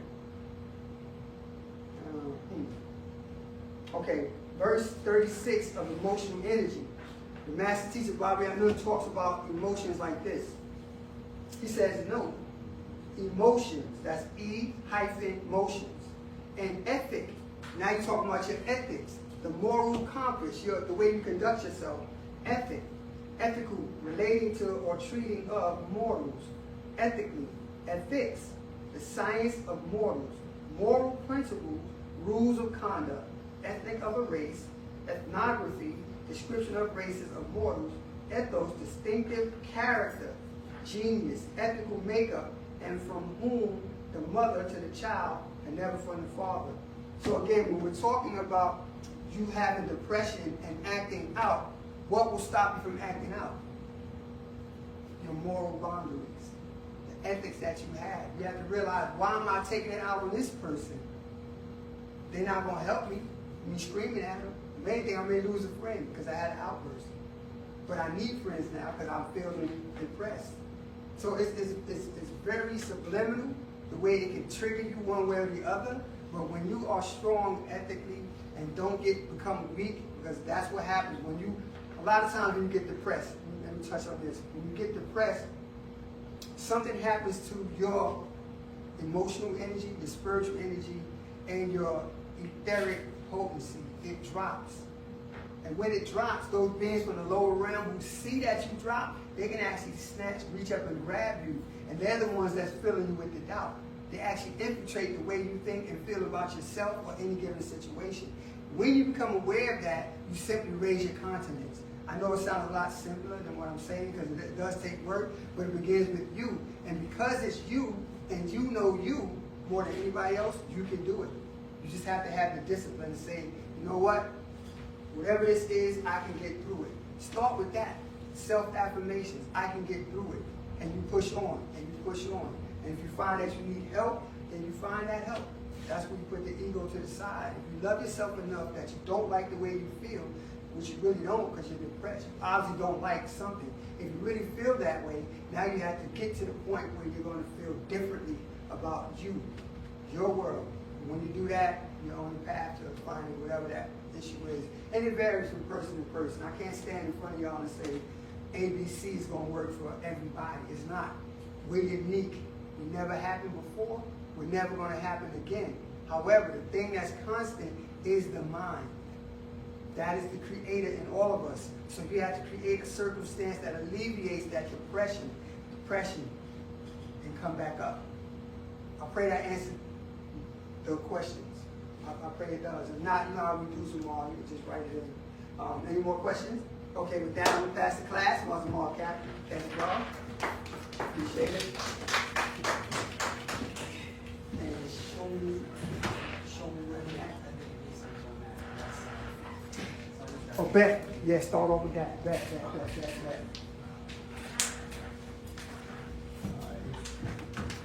And let me find Roll back. Roll back. Can't hear y'all. Roll back. Okay.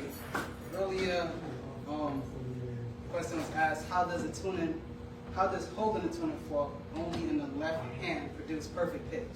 There's a brother that asked online. So we have a concept in our code that says what? Don't believe me? Check it out. So I went to check it out while my brother was teaching some other stuff, right?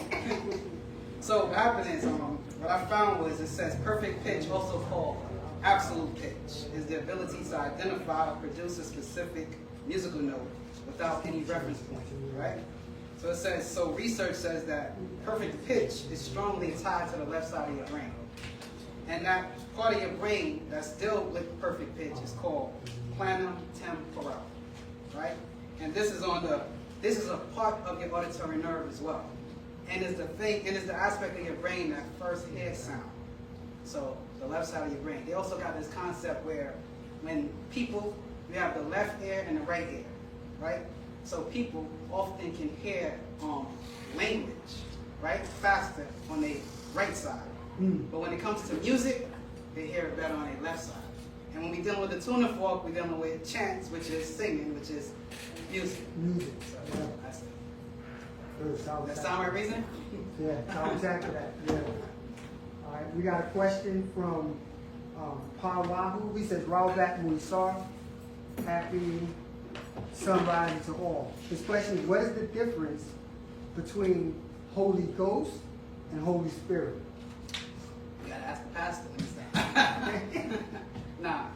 Okay, so we'll understand that when we're dealing with Holy Ghost and Holy Spirit, we're dealing with some religious concepts, right? So what is the Holy Ghost? In the Bible, we have to understand that these are terms that goes back to religion. So if they go back to religion, we're gonna explain them in terms of religion. You understand? So Holy Ghost. Now we're dealing with ghosts, spirits. We know that people who are religious, they use terms like what? Gospel, right? But when you look at the word gospel, you're really saying ghost spell. Why? Because this ghost spell relates to ghost people. You understand? So the Holy Ghost, that's nothing but a spirit force that's dealing not with us, because we don't deal with ghosts in our culture. We're dealing with the holy will be like the highest form of ghosts in 6 ether spirit forces, right? When you're talking about Holy Spirit, once again, Holy Spirit is a similar concept, but now you're talking about the Spirit, that which animates the body, right? So what's a Holy Spirit? Nothing but a pure spirit or a higher spirit, that's all, right? In terms of religion, that's the only way we can go with that.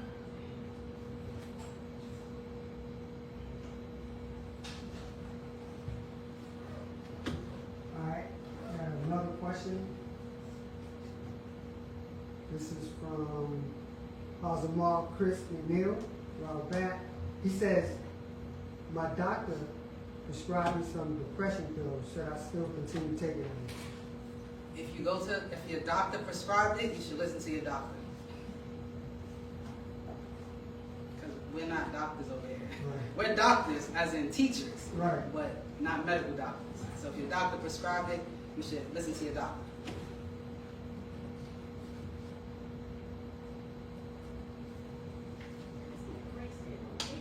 Mhm.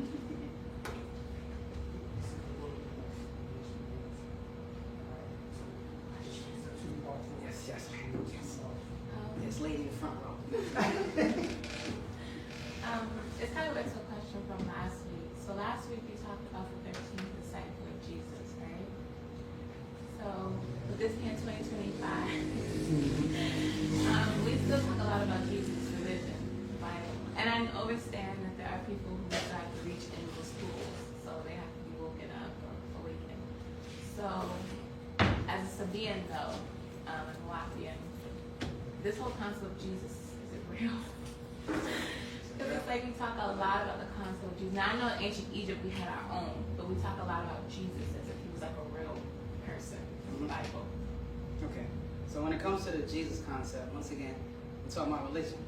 What we got to understand is that religion is rooted in true stories. Understand that? So we're not just going to throw it away. It's still rooted in some truth. However, what is the truth? Was there a real person called Jesus? Is that true? No. Is there a figure in other cultures that's synonymous with the Jesus character? Yes. So the Messiah concept, Jesus would be the Messiah, right? So where did that come from? If you go into ancient Egypt, we had a concept, we had a word called Mesa, which means anointed, right? Well, in their Hebrew, Messiah means anoint, right? Even the word Christ means anoint, right? The word Jesus means what? Savior. Yet he died on the cross, so who saved him? Something to think about, right? How your name is Savior and you died like this, right? So, going back now, so Messiah, the word Messiah comes from the Egyptian word Mesa, which means to anoint. Today they anoint people with the olive oil. Well, in ancient time of day in Egypt or Kemet, they anointed people with the crocodile fat. You understand? So now, when you was anointed, right, you became a Karas, Mesa. What does that sound like? Christ, the Messiah. So in ancient Egypt, we had a bunch of Karas, Christs, but we called it Karas. That's why when we go back into our old school of thought, we had a church one time, and what did we call it? The Egyptian Church of Karas, right? Because we were saying we're taking it back to Egypt. The Jesus character in the Bible, which is what? No more than 2,000, like a little less than 2,000 years old, right?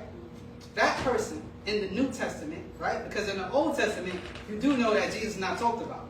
But that's why when you talk to a Jew, you say Jesus to them, they don't know what you're talking about. They know, but they can play dumb because Jesus is not mentioned in the Torah. Right. He's mentioned in the New Testament. Now, who made the Jesus character in the New Testament? The truth, you had Roman aristocrats called Fabius Calpurnius Piso. These are playwrights. They created the Jesus character. Now, that's hard for a Christian to hear. What? He's created? Yes. These people studied Babylonian culture and they studied Egyptian culture. Well, in ancient Babylon, the Jesus person was called Tammuz. Ezekiel 8:14 has the name Tammuz in the Bible. It says the women are weeping for Tammuz. If you wanted to put that in up to date, it says the women are weeping for Jesus. Yet, Jesus is not called Tammuz to the average Christian. But those of us who do comparative studies, we know that Tammuz is the Jesus character in Babylon. Well, if you go to Hinduism, their Jesus character is called Hare Krishna. You hear the word Christ again? Hare Christ. Well, that's their Jesus character, right? You go to, who else? Islam, they call their Jesus Isa. They say that's Arabic when that's really Greek. Because from the Greek, the word is Isos. And from the Greek, the Muslims took the word Isos and made Isa. You understand?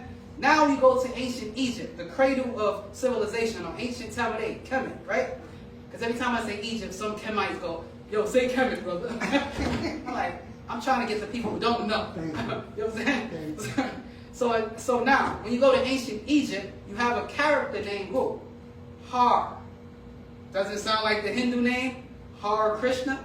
Well, in Egypt, Tamaré, they have a person named Har, or some people in the Greek call him Horus, right? That's the popular name everybody know, because when the Greeks went to other people's lands, right, they renamed your deities into the Greek language.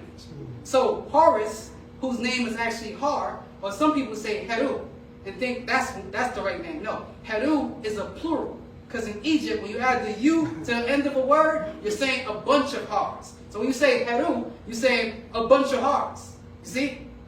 So his name was Har, which just means mountains. You know what I'm saying?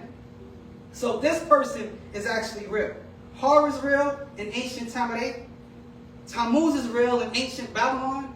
Hare Krishna is real in ancient Hindu culture, and so forth. But Isa is not real in Muslims, right? Jesus in the Bible is not real. And Yeshua is not real. I don't care how you pronounce it. I see the Hebrews pronouncing that word totally different now. Totally different. But that person is not real. But from where the story come from is real. Now, is the story exactly the same like the Bible? No. Is it exactly the same like the other people culture? All the stories are different. But they got similar themes from ancient cultures that they put in the Bible and in the Quran. So one theme is Jesus was born without a father, because Mary was a young girl who had a baby and she was a virgin, right? Now some people will say his father is Joseph, right? And we'll take that, okay, cool. But someone came into the story and had to come to Mary and overshadow, or came in onto Mary according to the scriptures. Well, this person who came in onto Mary is considered the Holy Spirit, right? And his name was, he was a man, and his name was Gabriel in the Bible. In the Quran, his name is Jibril. He's the same person who gave Muhammad the Quran, right? In ancient Babylon, his name is Nusku. You see that? So this person came. That's an Anunnaki in ancient Babylonian stories. So Nusku is the one that came to Mary and came in onto her, or gave her a package. And this package was a child. You understand? Right? So he came in onto her and gave her the package, and she became impregnated. And then Joseph was told in his dream, tell the world that it's your child. Right? Everyone knows that's the story, right? So Jesus, so to the world they go, Jesus is the Son of God. So that's that story. So if you go to ancient Egypt, you got Isis. Her name is Aset, the Greek Isis. In Egypt, Aset, or Anashtat, right? So she was the wife of a god named Asar, or Usir. He was considered a god. Well, he got killed by his brother, so he died. That's also a fragment of the Cain and Abel story. One brother kills the other, right? But they call it Cain and Abel in the Bible. So Asar gets killed by his brother Satuk. Now, Isis has no child, or Aset has no child. What happens? Later on, an angel or another master or another nectar comes to her, to Huti, right? And men come and help her have a child. But in the story, it's told like that child was birthed when they went through the ascension ceremony. Meaning, Osiris died, she went to find his body parts, and before a pharaoh dies, one of the things they have to do before they die is see the womb of their wife. So it's told in the story, so they mummified him and put a phallic, because they couldn't find his phallic, because his brother cut him up in 14 pieces, and one of the pieces got eaten by a fish. And that was the main important piece to produce a child, right? So at that point, that story was then told that Isis had a baby, but guess what? Asar, her husband, was not alive. How is that possible? Similar to the Jesus story. You know what I'm saying? And this type of thing is over and over because, once again, the biblical, Quranic, Torah story, or Judaic stories are all plagiarized from ancient Babylonian, from ancient Egyptian, or Tammadian, or Kemet, right? Those people, right? It's all plagiarized from those stories. So the Jesus character, by that name, is not real, but the person, the stories that they're emulating, were many Jesus on the planet. You know what I'm saying? And in different cultures, called different names. but Jesus wasn't one of the names. Because the word Jesus is nothing but the Greeks, and the Greeks come into people culture. And when they come into people culture, if people was like, let's say if the Greeks made our name is Zeus, they're like, okay, how are we gonna make them believe in Zeus and believe in a God? So they're like, you know what? They believe in Jehovah. Let's take that Jah, and then add the Zeus, and you got Jesus or Jesus. You see that? So you get the mixture of the Hebrew God and the Greek God or the Roman gods to one to the name Jesus, and that's where they got that concept from.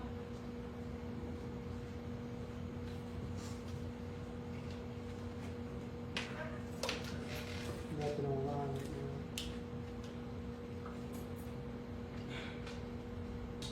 now. And this is right knowledge. The beauty of right knowledge is that we got so many different hats when we went through so many different schools of thoughts by the master teacher. And the reason why you're a master teacher is because you can go into any mode. Someone asked the master, or even us who diligently study, they can ask us about the Bible. We go into the Bible. Ask us about the Quran, we go into the Quran. Ask us about the Torah or the Judaism, we go into the Torah. And beyond that, because we are groomed to be master teachers as well. All right? Any other questions? Nothing online. Any in the room? Yes. The next question is about the Y chromosome. So we know the uniqueness of the X chromosome. Because the Y chromosome came out of the X chromosome. So is there anything unique about the Y chromosome? So Uniquely to the males? So, we, of course, our culture is matriarchal, right? So there's nothing unique about the Y chromosome. Now, we know in our culture that male and female are equal, right or wrong. So, we know that the woman is perfect and she's perfect in what she does, and the man is perfect in what he does. So when it comes to physical manifestation, we know that the woman has XX chromosome. So that's what makes her a woman. And the man has what? XY chromosome. That's what makes him a man. Is the man made by mistake? Yes or no? No. On purpose, right? No one knows, no one saying nothing. Is the man made by mistake? Yes or no? Hello, sisters? Ladies? What? No. Okay. So women think men are made by mistake. Okay. So here's the thing. We existed before physical sex. Right or wrong? Right? We existed before physical sex. Right? So since we existed before physical sex, can't believe women said that. You know what I'm saying? That's how they feel. No, silence is consent. Silence is consent.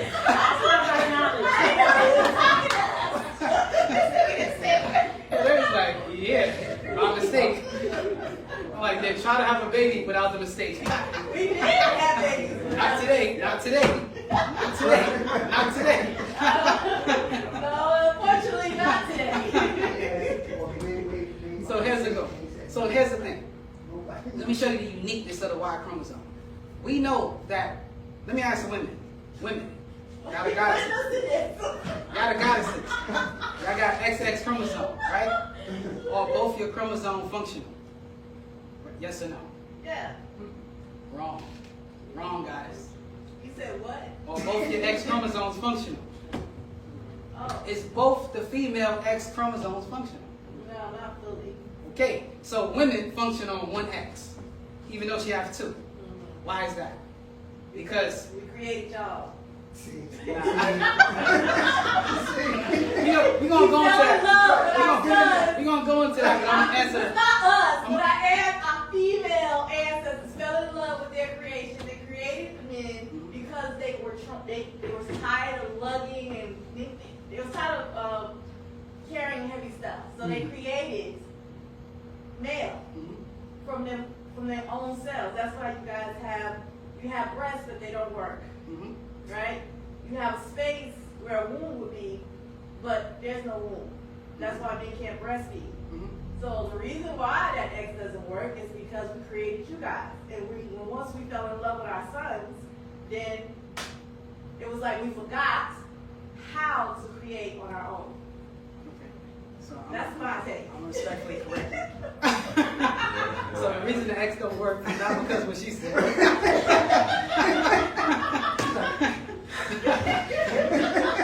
All right, so women have XX chromosome, men have XY. The women, one of the women X chromosome is not functional. Only in the early embryonic stages when she's having a child. That means when that baby is developing in the fetus, that baby's both X's are functional in order to start the development process for the fetus. Once that child is at a certain stage and born, that one of the X's are shut down. They call it X inactivity. You understand? Shut down. Why is it shut down? Because if it was functional, she would have bodily dysfunctions. Because her body is only supposed to function on one X. Why? Because the other X is an extra X for a reason. What's the reason? In the case that the one X that is functional, right, go through some type of damage, right? She goes through what's called meiosis. That's cell division within her body, where she takes from the cell, from the other X cell, to repair the other X cell. That's the reason she has two, to repair the other X that she functions on. Now, men, the sacred masculines, right? Talk about We it. have X and Y chromosome, right? And our X and Y chromosome, both our X and our Y is functional. You heard that? Really? Both our X and our Y is functional. Go ahead, go ahead. Yeah. So you need to give those references of where you got all that from. Yeah. So we can study. I got it from the master teacher, but you also research it. Well, you're a student teacher, so you need to give us references of where. So we can go and study it. I'm explaining this to you. Certain information is not even out yet. But I'm not going to lie to you, it's from the master teacher. Oh, so it's not out yet. No, it's not. You know why? Why? I'm not going to go into why. I'm not going to go into why. It's a class from like 2016 that briefly touches on it. Back in the days, right? The master teacher used to purposely give student teachers information that people didn't have. You know why? Because when Baba would teach, and they say you have to follow behind Baba, most people don't want to hear what you got to say. Right. So he used to say, I'm going to give my students something that y'all never heard. So now they're going to be like, what? Right? What's that? Prove it. Right. How you get that from? Right. So going back, so the X chromosome. Why do men have one X, one Y? And both are functional. Well, for one, the man doesn't need the X to help him fix the Y chromosome. Why not? Because it's not an X. Because it's not an X. Okay. See, if it's a Y, and the body doesn't identify the Y as an X. The body identified an X as an X and the Y as a Y. So the body inside look at it like it's two different things. So what happens when a man's Y chromosome is defective? What does the man's body do? What is the beauty of the sacred masculine and his Y chromosome? It repairs itself. Exactly. He has self-replication process in his body. It's something called palindromic sequences. A palindromic sequence or palindromic words of this. Any word that you can spell, right, forward and backward the same way, right, is a palindromic word. Well, he have his Y chromosome has palindromic sequences. That means in order for him to repair his DNA, for example, what's a palindromic word? Since I told you an example. You could read it backwards and forward and it's still the same thing. Level. There you go. What's another one? Mom, Dad. What's another one? So the man's Y chromosome, even though it has less genetic materials than the X got about 1,000 genes on it. The Y have about roughly 200, and it's very small compared to the X. But one of its unique qualities is that it self-replicates if needed. So if something happens to his Y chromosome is going to repair it within himself. Does it have anything to do with testosterone? Nah, it's just a chromosome thing. And that's the way he was purposely made, because he's not a mistake. See, when we say defect, we say man is a defect of woman. Some people hear defect and go, they thinking retard. We ain't the retard of women. We are men. And just like we're men, we're not the retard of women. We got to understand something.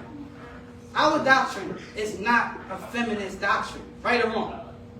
It's a unity of male and female. How did you come into existence? Was it one Ogdoad? Our story is Ogdoads, right? That's right. That's our real story of how we came to this planet, right? Right. Did a woman Ogdoad come by herself? No. Was it pairs? No. Was it a male and a female? No. What's the story where women came by themselves on this planet? Tell me. Anyone. Online. Type it in. What book? Women didn't come to this planet by themselves. When we talk about physical, right? If we're going to go into the gene process and how you create it, and we could go into the whole genetic material is cut from the man to make a woman. That's cool, but you got to understand what point in time are you talking about? Are we talking etheric? Obviously not, right? We talking physical manifestation, right? And in the physical, because etheric, we know that is the celestial male and the terrestrial female. What does that mean? The heavenly man and the earthly woman. So the woman is God on earth, but don't forget the God that's with you on this planet is also the male. So you have a sacred masculine and you have a sacred feminine. It's unity in our culture. Go ahead. So break down the difference between, because you said that the man is from Sirius. No, I didn't say No, that. sorry, the opposite, Orion. No, I didn't say that. What did you say? I didn't say where he's from. Oh, you did say. You said celestial and terrestrial. Yeah. So where is the man from celestially? All men are from Sirius, Okay. just like women. And then when a male is born in Sirius, they're So sent what's the to difference Orion. between Sobek and Side? Being that one group is female and the other group is from another place. What's the Understand difference that between, we have can you to- break that down? Yeah. Side and Sobek and why they're different? Why do they come from different places? First, and when they come together, that they come together Mhm. from what I understood, they came down here, right? I don't know, because you giving me some. I'm giving you something you know, but you now talking about another topic, but we're going to touch on it. Well, it kind of goes into that because we're talking about male and female, right? So it coincides with that. And the misinformation, obviously. What's misinformation? Well, misunderstanding of people, of sisters and brothers hearing the fact that the male is defect and this, that, and the third. It's not misinformation. I'm going to explain it again. Okay. Defect, the word defect, if you look it up. No, I didn't say the word defect. Of them understanding when they first heard, because this was in an update. Of course, because Right. one thing people are not doing, Yeah. they're just believing and they're not checking it out.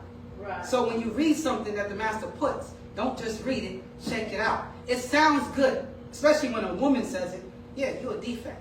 Sounds good. Right. What does the word defect mean? Right. It means missing. It means something is missing.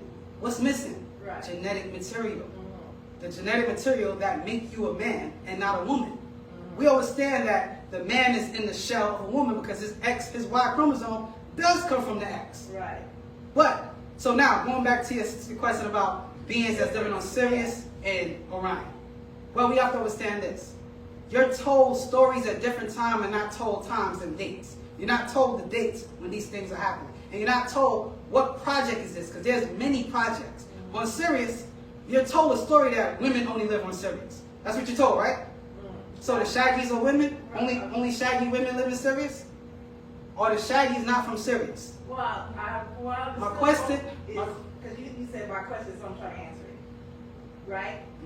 From what I understood is that Shaggies are from Sirius, but the women were also on that planet, and they were created. The Shaggies were created on that planet. So if I'm misinformed and educated. You're not misinformed. The whole point is this. We have to just get to the point where I'm just trying to we just get to the understand, 'cause I'm point hearing stuff where we that I've just never wanna heard before. we just gotta get to the point where we just hear it. The Shaggies live in Sirius, and it's not just female Shaggies in Sirius, right? So but now you're Go saying female Shaggies. I never said female Shaggies. No. Feminine females You have and to really- Shaggies, and they were created on, the Shaggies were created on Sirius. Okay. So I just want So- you to make a clarification. I'm not gonna clarify that. I could ask you a statement. I never said that, but because you gotta tell me who created the Shaggies on Sirius. I don't know, that's why I'm That's why it's asking you not a good. questions. That's why I said I don't know who created them. I just know that that's where they from. Just Okay. like I don't know who created certain tribes of reptilians, but I know where they're from. Okay. So I know that the Shaggies are from Sirius. And if we say that Sirius is a female constellation, keep in mind, Sirius is not a planet. You do know that, right? Orion is not a planet. It's a star system. Right. So when we say women are in Sirius, the question we have to send back to the master is, what planet? What are we talking about? Right. Don't just take it and then spit it out. Right. So, boom. So it's different stories about creation in different times. You have a story, you have the Agdor story. Does that relate to the same concept of these series on Orion beings? You have to know the real story to know whether or not is that true or not. Right. Right? And when you get the real story, here's the real story. You have beings from Sirius and Orion. There's not just females in Sirius and there's not just males in Orion. You could research the new books and you could research the old scrolls. Tahuti lived on Sirius for years, millions of years before he came to Earth. You know what I'm saying? So there are males in Sirius. We was taught in our culture that every time a male child was born in Sirius, they sent them to Orion. You know what I'm saying? So that's clear. So now we got to talk about one story. Here's a story. You have different beings who came from Sirius and Orion. You have some men. This is an experiment. These are experiments now. So a particular experiment takes place where, let's say 12 females came from Sirius. 12 came from Orion. Came together and had children. These was considered, right, hermaphrodites. It wasn't a hermaphrodite that people learn on that hermaphrodite video that everybody talks about. It wasn't those beings. It was a hermaphrodite that was a man. It's a video we have. Anytime a Sabian talk about hermaphrodites, they refer people to the Gateway video. Right or wrong? Oh, okay. You're talking about the affirmation that's Yeah, on sin. it's a Gateway video, right? And that Gateway video is not the same. It's not the same story that you're gonna get right now, because the hermaphrodite that was taught in that video is not our form of hermaphrodite.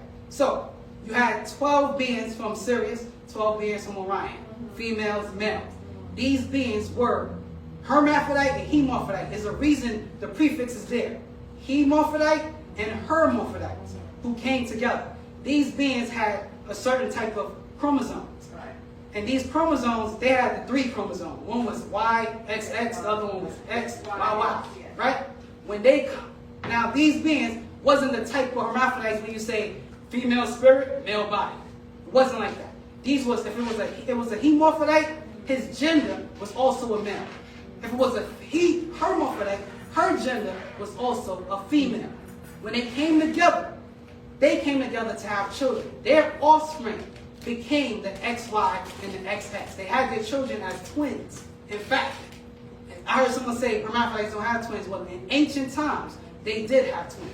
So these hermaphrodites had twins. And those twins was the concept of separating the gender or the sexes. So now from those hermaphrodites with those 3 chromosomes, gave birth to the dual beings that only have 2 chromosomes and still have some remnants of hermaphroditic concepts. For instance, we teach that every female is part male, right? Right? No. Okay. Okay, I'm going to break this down. If every female, let's stop. If every X has a Y in it, so that wouldn't that imply that every X has a Y in it? That's a statement. Is that true? We're doing comparison right now. Does every X chromosome have a Y in it? Right. Yes or no? Yeah. Okay, so every female has a male in her. All you gotta do is extract it. I guess, yeah. Right? Our doctor says we extracted 2.8 less genetic material from the X chromosome. So in the woman's X is the Y, right? So in the woman is a man. In the man is a woman. Right. How? We just said that he is in the shell of a woman. His chromosome even tell him he has one woman in his body. I never look at it that way. I Right? always look at it as spiritual. Because that's how I was taught, as spiritual. When we dealing with chromosome, we're not dealing with spirits. We're dealing with science. Oh, I'm just telling you. Right. So where we at now? So those hermaphrodites who were men and women, right, from Orion and Sirius came down and produced the X and Y and the XX as twins. You know what I'm saying? And then, but how did they do it? They came here, had those children, or the germ. Eventually, this germ, or the germ itself, come together and produce the germ, meaning the DNA. And then this DNA was put where? In the seeds of this planet. And then a group of beings that we now know as the dolphin was the caretakers of that gene. You know what I'm saying? And those caretakers of that gene, those beings in that seed, this is your whole Ogdoad concept of how the Ogdoad gene even got here. Then the dolphin took care of them as their parents on Earth. Then eventually tsunamis happened. And as they evolved, some of them came on land. Who came on land first? Both women and men, or just the women? The women, right? So the women came on land first, and because of techniques of speaking with the what? Click sound that they had, this became your South Africans known as the coast-sound. And they still have that sound today. Is the coast-sound all women? No, men and women. So that's the concept. You know what I'm saying? You're gonna have to teach it again because because the way you spit it, you're a little aggressive with it, and I'm trying to understand it because I'm hearing stuff. I'm aggressive. I'm sure everybody knows you aggressive. Yeah, well, because you aggressive, so I'm gonna be aggressive. I'm sorry, that's just how it goes. You get aggressive with me, I'm aggressive. I'm just passionate. That's all. When I teach, I'm passionate. So I like to give the. So am I. So that's all. Yeah, so am I. So from one passionate person to another, right? Is that emotional energy? That is emotional. I like that to the beginning. Okay, right. So I'm just because the stuff you said that it's not given to a lot of people. It doesn't matter if it's given. No, it doesn't matter. No, it doesn't. It's like this. It's funny. If I was Bob up here, right? Which I am talking You from. Doesn't No. matter does matter. I'm gonna say it again. I'm gonna say it again. It matters, but it's who's giving it. So everyone is particular of who's giving the knowledge. For instance, if I was Dr. York standing here right now, right? Giving you a story that you cannot check out. Let's be real. Can you check out the beings from Sirius coming here from 12? 12 there, 12 there. Any of y'all can check it out right now. No, you can't check that. So why you believe it? Why you not checking or what Bible says? Don't believe me, check it out. That means question the source. Where that information come from? Where can I find that in ancient Egypt? Where?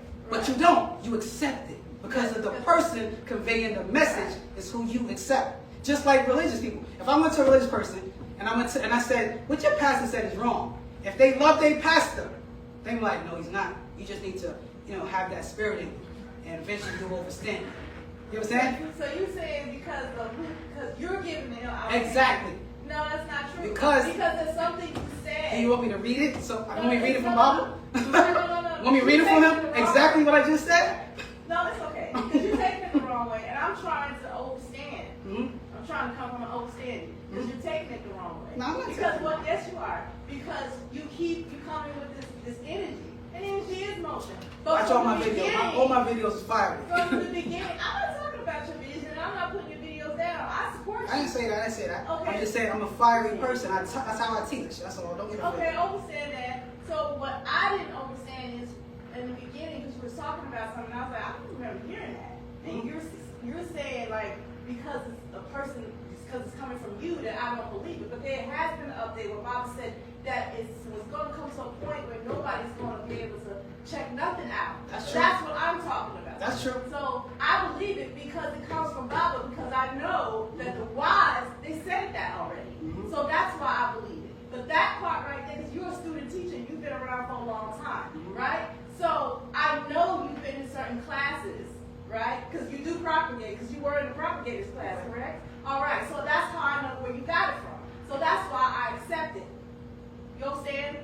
So it's not because of you, Jeffrey, because it doesn't matter who is up there. Okay.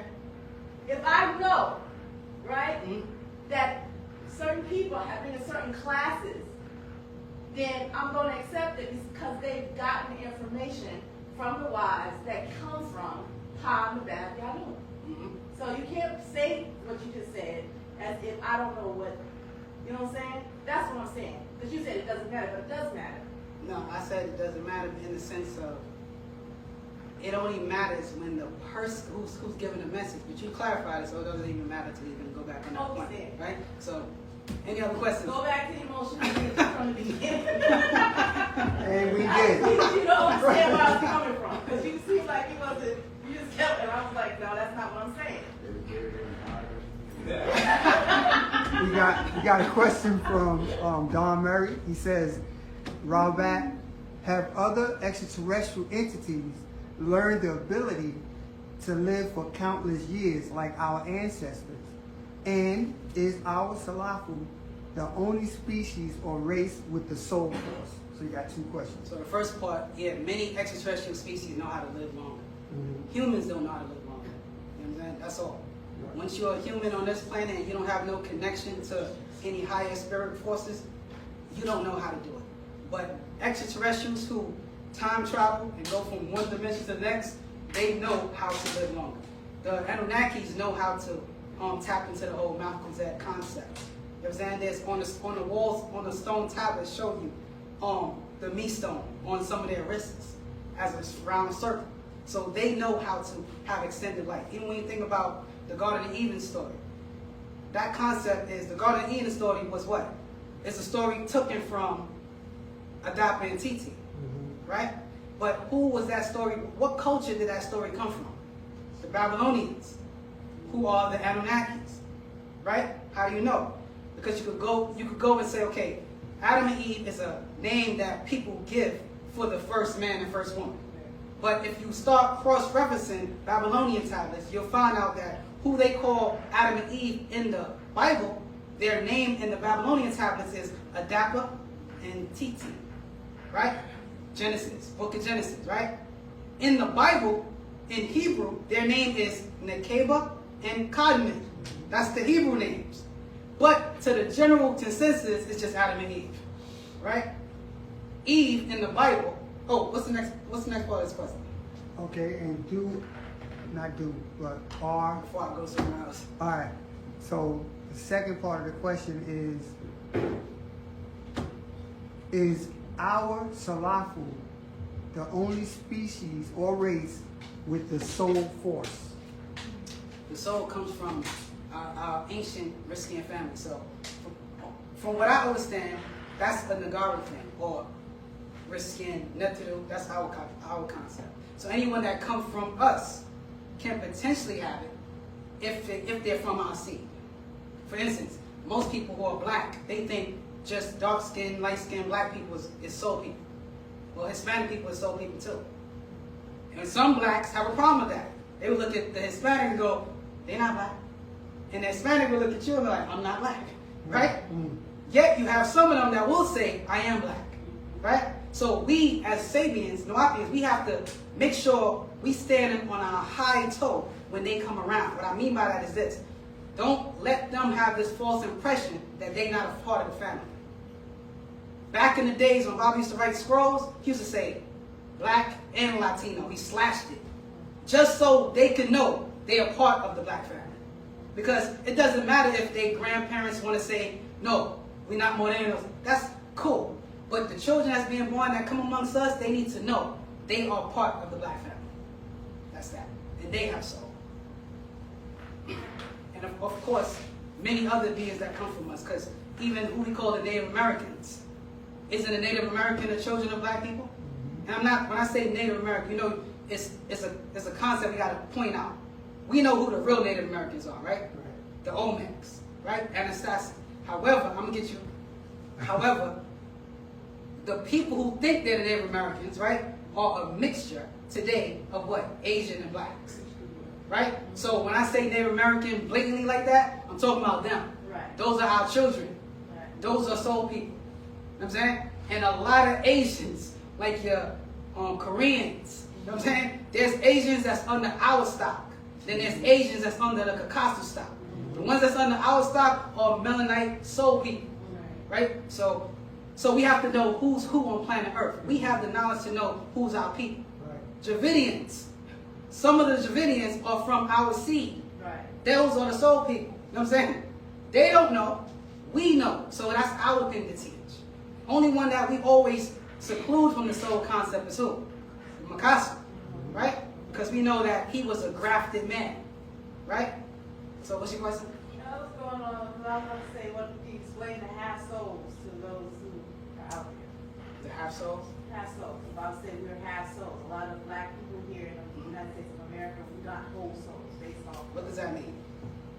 What do you mean? Sounds good, but what does it mean? Okay, so you're asking me what does it mean? Yeah. From what I took from what he said in the update, is that half soul means that because we're mixed here in the United States of America with the cosmetic raping our ancestors, that makes us half souls. Okay.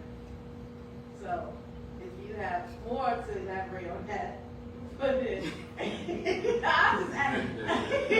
I don't even like to touch soul concept or spirit. Oh, because you? Nah, because at the end of the day, Yeah. we can give it the practical way, Right. but if a person was a scientist right now, he'll laugh at me. Mm. And because I'm into science, I understand it, and I know in ancient Egypt we had that concept. Right. But I don't like to go deep into it because I feel like that's personal Okay. with the family. Because I could say, my Baba had a class one time, he said, you got a soul? He asked the person, do you got a soul? And the person said, yeah. He said, prove it. Prove it. The guy couldn't prove it because you can't prove it. Right. You know what I'm saying? You literally can't prove it. It's a concept that you learned in religion. But it does stem back to some ancient roots. Because in ancient Egypt, they did have a soul concept. When you see the bird with the man's face and the wings, that's the soul. That's so. When you see the two hands standing up, that's the spirit. Yeah. Right? So we have those concepts, but a lot of people is not going to really grasp it the way that we need them to grasp it, because it's too much of things that can't be proved. Like I said, what's the weight of the soul? Don't we have an update that says the soul has a weight? Yeah. So what is the weight? How do you weigh it? First, you got to first identify it. Show me it. What's the scale you use in the weight? You see what I'm saying? So certain realms, I kind of leave it to that realm and say, I'll wait till I talk to Bob. So that I can know how to break it down like I'm breaking down anything else. You know what I'm saying? Folks, Yes. The question goes back to something you just mentioned a few minutes ago. So being that the Dravidians come out of us, right? Sometimes in some of the books it says that it'll mention 3 root races, and sometimes the Dravidians are there. But how are they a root race if they're separate of us, if they come from us? Because I know in some of the books I've seen it says Nagaru, Kakasu, and Javadu, or sometimes we'll say Negroid, Caucasoid, and Mongoloid. But if Dravidians are from us, then how are they one of the original root races? That's true. They're suburbs. Because you got to understand, there's two classes of Kosans, or bush people. You got the Homo naledi, and you got the Homo habilis. The Homo naledi, that would be the Black Sea, that's here in America, right? That would be that's here in America, your Native Americans, all the way to your Anastasies on this side. Then your Homo habilis is the people in the east, like your Sudanese, and all the way down to your Dravidians. You know what I'm saying? So those 2 branches, still one family, they really one race. That's why we had a reading where Baba goes, you guys are more East Indian than you like to admit. Because a lot of us in America, we're mixed, like the sister said. You know what I'm saying? So there you go. I answer your question? Yeah. I guess it's just a thing. I guess you gotta type or something like that. So they're suburbs. We, in reality, it's only us, and everybody else is children. Even Asian people, they have a scientist that's even when you look at the Sans people, don't the Sans people have traits that Asian people have? That people will say, your eyes, you have Chinese eyes. No. It's called epicanthic fold. right. And the Sans people have it. You got it from your ancestors who are black people. Now, an Asian will hear this and go, I don't want to take it from you. But there's an Asian scientist called Professor Jin Lee. And he did research on the genetics of Asian people. And he came out with the fact that their ancestors are Africans. You know what I'm saying? So really, we are the root race, which is really the only one, and everybody else is our children. You know what I'm saying?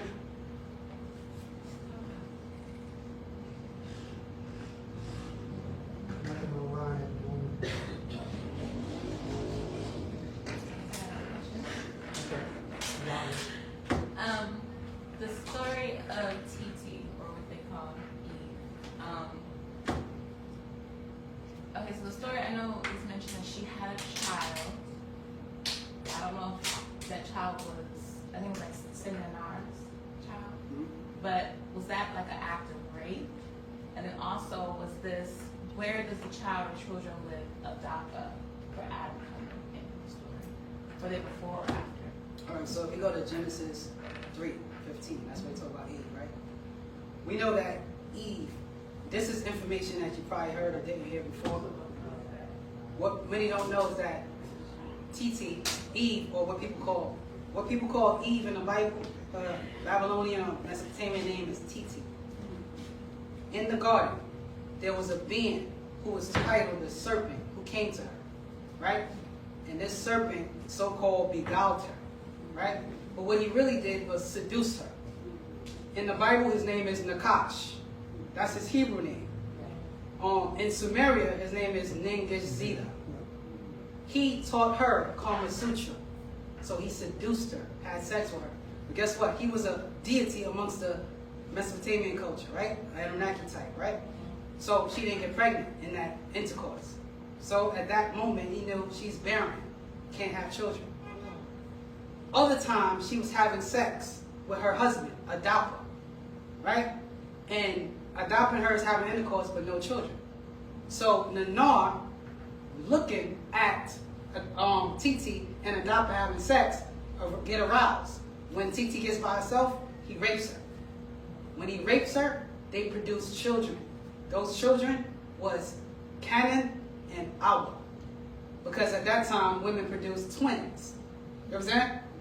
Then, after that, she went in Genesis 4:1 and she said, Adam, or Canaan, I have a child, the Elohim. She said, the Lord has gave me a child. That already tells you that he's not the father. Because she said, the Lord gave me a child. So the Lord was Sin Nanar, who gave her a child, but he raped her. You understand? After that, she then had intercourse with Kadmon, right? And Kadmon and her end up having a child now. Because since Nanar had children with her, him being a god, mixing with her, that's their whole concept of Mafkuzet and him, and she's a humanoid, giving her and enlightening her barren concept. So now she was able to have children from his child. So now when her and Kadmon got together to have a child, they end up having their child, which is twins again. Which is who? Habab or Abel and Akalima. Right? So that's that story. So at one time, all women did give birth to twins. And you can see that in... Right. Sorry, I just had a question. So when they talk about Cain and Abel, they're twins but not twins of each other. Yeah, they're not twins of each other. They both have their own individual twin. Right. And this was fraternal twins. We didn't have identical twins naturally. We have fraternal. Because women used to have twins all the time. Why? Everything on a woman's body is dual. Her chromosome is dual.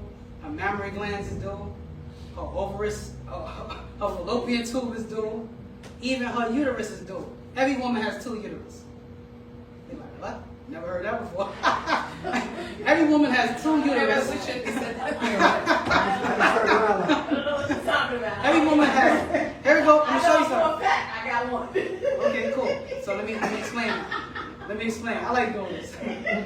So the word uterus is plural. Okay. If to have one is called a uterine. Oh, yeah, okay. You Okay, see? you got it.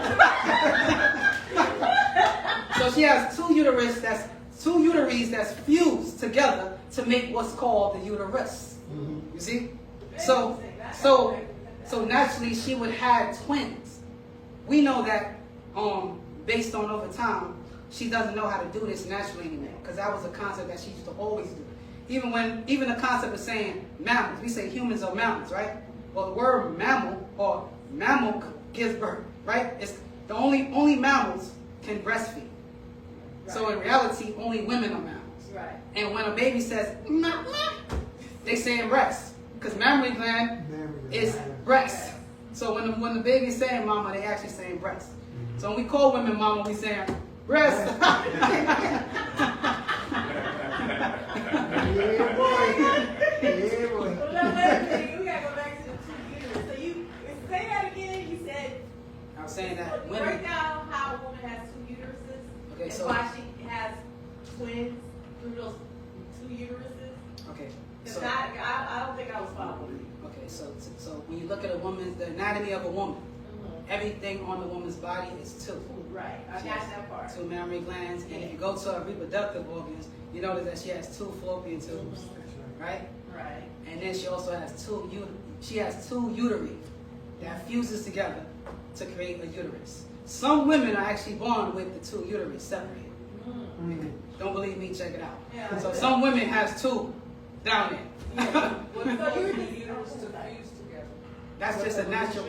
Yeah. Well, I wouldn't say evolution. I would say the natural process of how the woman body's supposed to be. It's supposed to fuse. But in a rare case scenario, it doesn't fuse. So at some point through the utero, it was two separate uterus? Yep. In the early developmental stages, if that child was a female, then it's two uteries there, and then those uteries fuse at a certain time to appear as one. Thus, they call it uterus. One. Okay, so I just look up two uteruses and it'll pop up? Yeah. Okay. Check it out. We have an online question from Jamal Naki Hatchu. He says, Robert, was it said that black or dark lips was an East Indian trait? Black or dark lips? I don't know. I guess I never heard that. They You heard it? supposed to be smoking weed. Black I'm saying Like East India? No, Yeah. I know in African culture they consider it like a beauty thing, Exactly. but I don't Yeah. know if it's like, they prefer dark lips, but I don't know about that, what he said. I know they just, because of, We got a question from Mukdal Tat, Dale Evans, Raul Black. She says their first offspring were XYX and YXY, hermaphrodites and hermaphrodites. Does this also connect to how you explain the female and male gender? Nah, that's a dimensional shift doctrine. That's not what I'm talking about. Okay. The hermaphrodites I'm talking about that come from Orion and Sirius, the males have XYY and the females have YXX. Not the one with the XYX concept. Okay. That's why I said all of the stories of hermaphrodites are different. And even the concept of, the popular one that everyone likes to talk about. Male body, female spirit. Y'all think that's us? I'm just seriously. Do y'all think that's us? Y'all think that's the Netanyahu? Yes or no? The concept that it's a woman, right? But the spirit is a man. Or it's a man and the spirit is a woman. You think that's the Netanyahu? No. Okay, it's not. It's the Javedians. No, sorry. Andromedan beings. oh, okay. You know what I'm saying? Those are the Andromedans. The Andromedans have three classes of beings. They have hermaphrodites, right? And then they have the second class, and they got a third class. The second class is like the first class is the hermaphrodites that has spirit of one opposite spirit of the other. Then they have a class of bi-beings. These are the beings that No, sorry. I'm gonna do this. Let me go back. I got the reading. I'm gonna go to it. First, you got your regular hermaphrodite and hermaphrodites. Then you have the second class. Those are the ones that have opposite spirits and opposite body. Then the third class, those are your oversex beings. Those are the ones that they sleep with anything, male or female. They don't care. And the Andromedans are the ones ruling the planet right now. Why is a rampant of, who you identify as and stuff like that. You Okay, understand? so that's what you're saying right there. Now, so Tutankhamun, because I just thought Tutankhamun was was he a hermaphrodite? Yeah, he was. But you're saying that the Andromedans are actually the hermaphrodites. They're those ones. When you're talking about the spirit, male spirit in a female body and female spirit in a male body. Is that what you're saying? Okay, so what I'm saying is that there's I'm different. just trying to understand because I can sort of. There's different classes of hermaphrodites or hermaphrodites. The Andromedan version, right? They have three classes. Right. You got the regular hermaphrodite, meaning they got the genitalia of both at the top. Then under them, you have a class of them who have opposite spirits and opposite bodies. Then under them, if you could find an update, I could read it. Yeah. Then under them, you have the oversex beings. You know what I'm saying? They sleep with everybody. Yeah, we know That's that. the Andromedans culture. Okay. The Andromedans are what? insect type beings. Right, insect Right? beings. And if you study insects, you'll know that all or most insects are hermaphrodites. So when a person comes here looking like the predator, that's a hermaphrodite. You know what I'm saying? Or a hermaphrodite. If you could tell the difference if it's a male or female. When it comes to our ancestors, it's not like that. When we talking about the Orion and Sirius beings, these beings are hermaphrodite, meaning it's a man and his gender is a man. Hermaphrodite is a woman and her gender is a woman, even if they have both sex organs. You know what I'm saying? Okay, so Just like Uncle Tun. Uncle Tun is a man, right? right. But his gender is also a male. How do you know? This man has more than one wife. Right. He but could not like fouls. Okay, so but I'm not talking about the sex organ. I'm talking about the spirit. I'm gonna say it again. The inner spirit. Talking about Uncle Tun? Okay. Yeah. I know you're talking about the one with the statue. He got the hips, right? No, His that's, wife is Nefertiti. No, no. So who I'm we talking talking about? about. Tut Uncle is not a hermaphrodite. He's a golden child. Huh? His father was. Yeah, his His father. father is, okay. Yeah. So he's not, because I could have sworn the Bible said that the children, their offspring, right? They were also, well, he said they were also gatekeepers.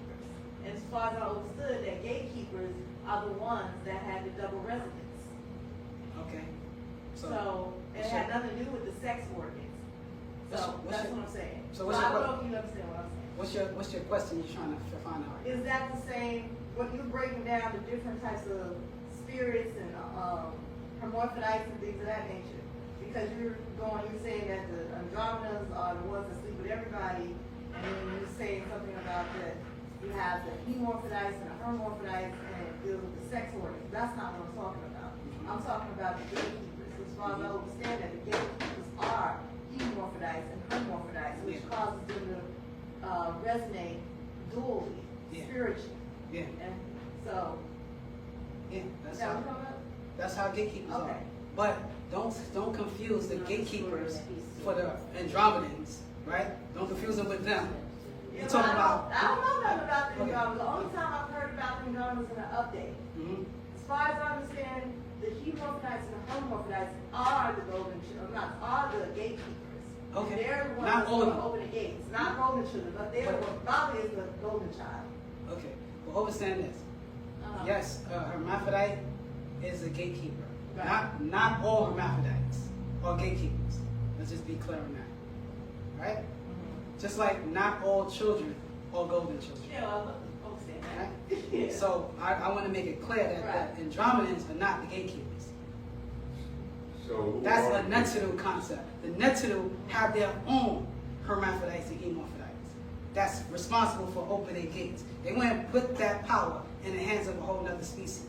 You know what I'm saying? That power is of the Neteru. The Neteru have their own hermaphrodites. Well, Just okay. like Ankh and Aten, a child of the Neteru was a hermaphrodite. Or Nefertiti, a child of the Neteru is a hermaphrodite. Right. And he, in his time, was the gatekeeper. right. You know what I'm saying? So Uncle wasn't the gatekeeper. Nah, he was the golden child. And Okay, there's okay, I get he it. was. Yeah. We have a video online that says the Nuwapian Christ. Mm-hmm. Tut Uncle Mun is that another Christ figure in their time. Right. In what's his name? Ankh and Aten time. Right. Because Ankh and Aten was the person who said, I don't want to give reverence to all the deities. Right. Only Aten, the highest point. Right? And then of course his son, when his father passed, his son taking over the throne, he has a conflict because everybody else where they was living at give reverence to all the deities. Right. So if you got to be the person to be like, nah, we're doing it this way, you know what I'm saying? You're going to have a problem. I'm still looking for that one. Okay. Would you have a question from, and I apologize if I mispronounce it, but it's Lapacus, Lapacus, King Kuru, Finney, Wu-Sabat, Muisar. If anyone can clarify or give insight, what are the final two of the 9 chakra or seats called, and how do we access and or activate them?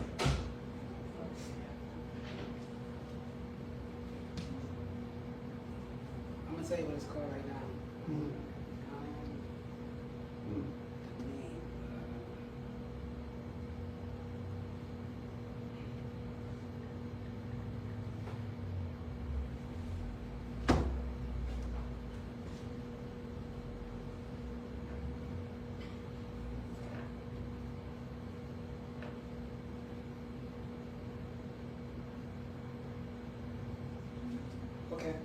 So, the terms, the names that the master teacher gave those is this. He said, the 8th seat is called the brow or the mirror, where usually in the regular chakra system, that's the 7th, right? And he says, the crown seat, which is the 9, is called Ik, I-K-H. You can find that in Guidance to the Master Scroll. 9 principles is in there. All right, 9 principles. All right. And that was an AO scroll that was made for the public. You know what I'm saying? Do you have September 2022 update? You have that? Yo, you found it? Yeah, I was talking about the environment.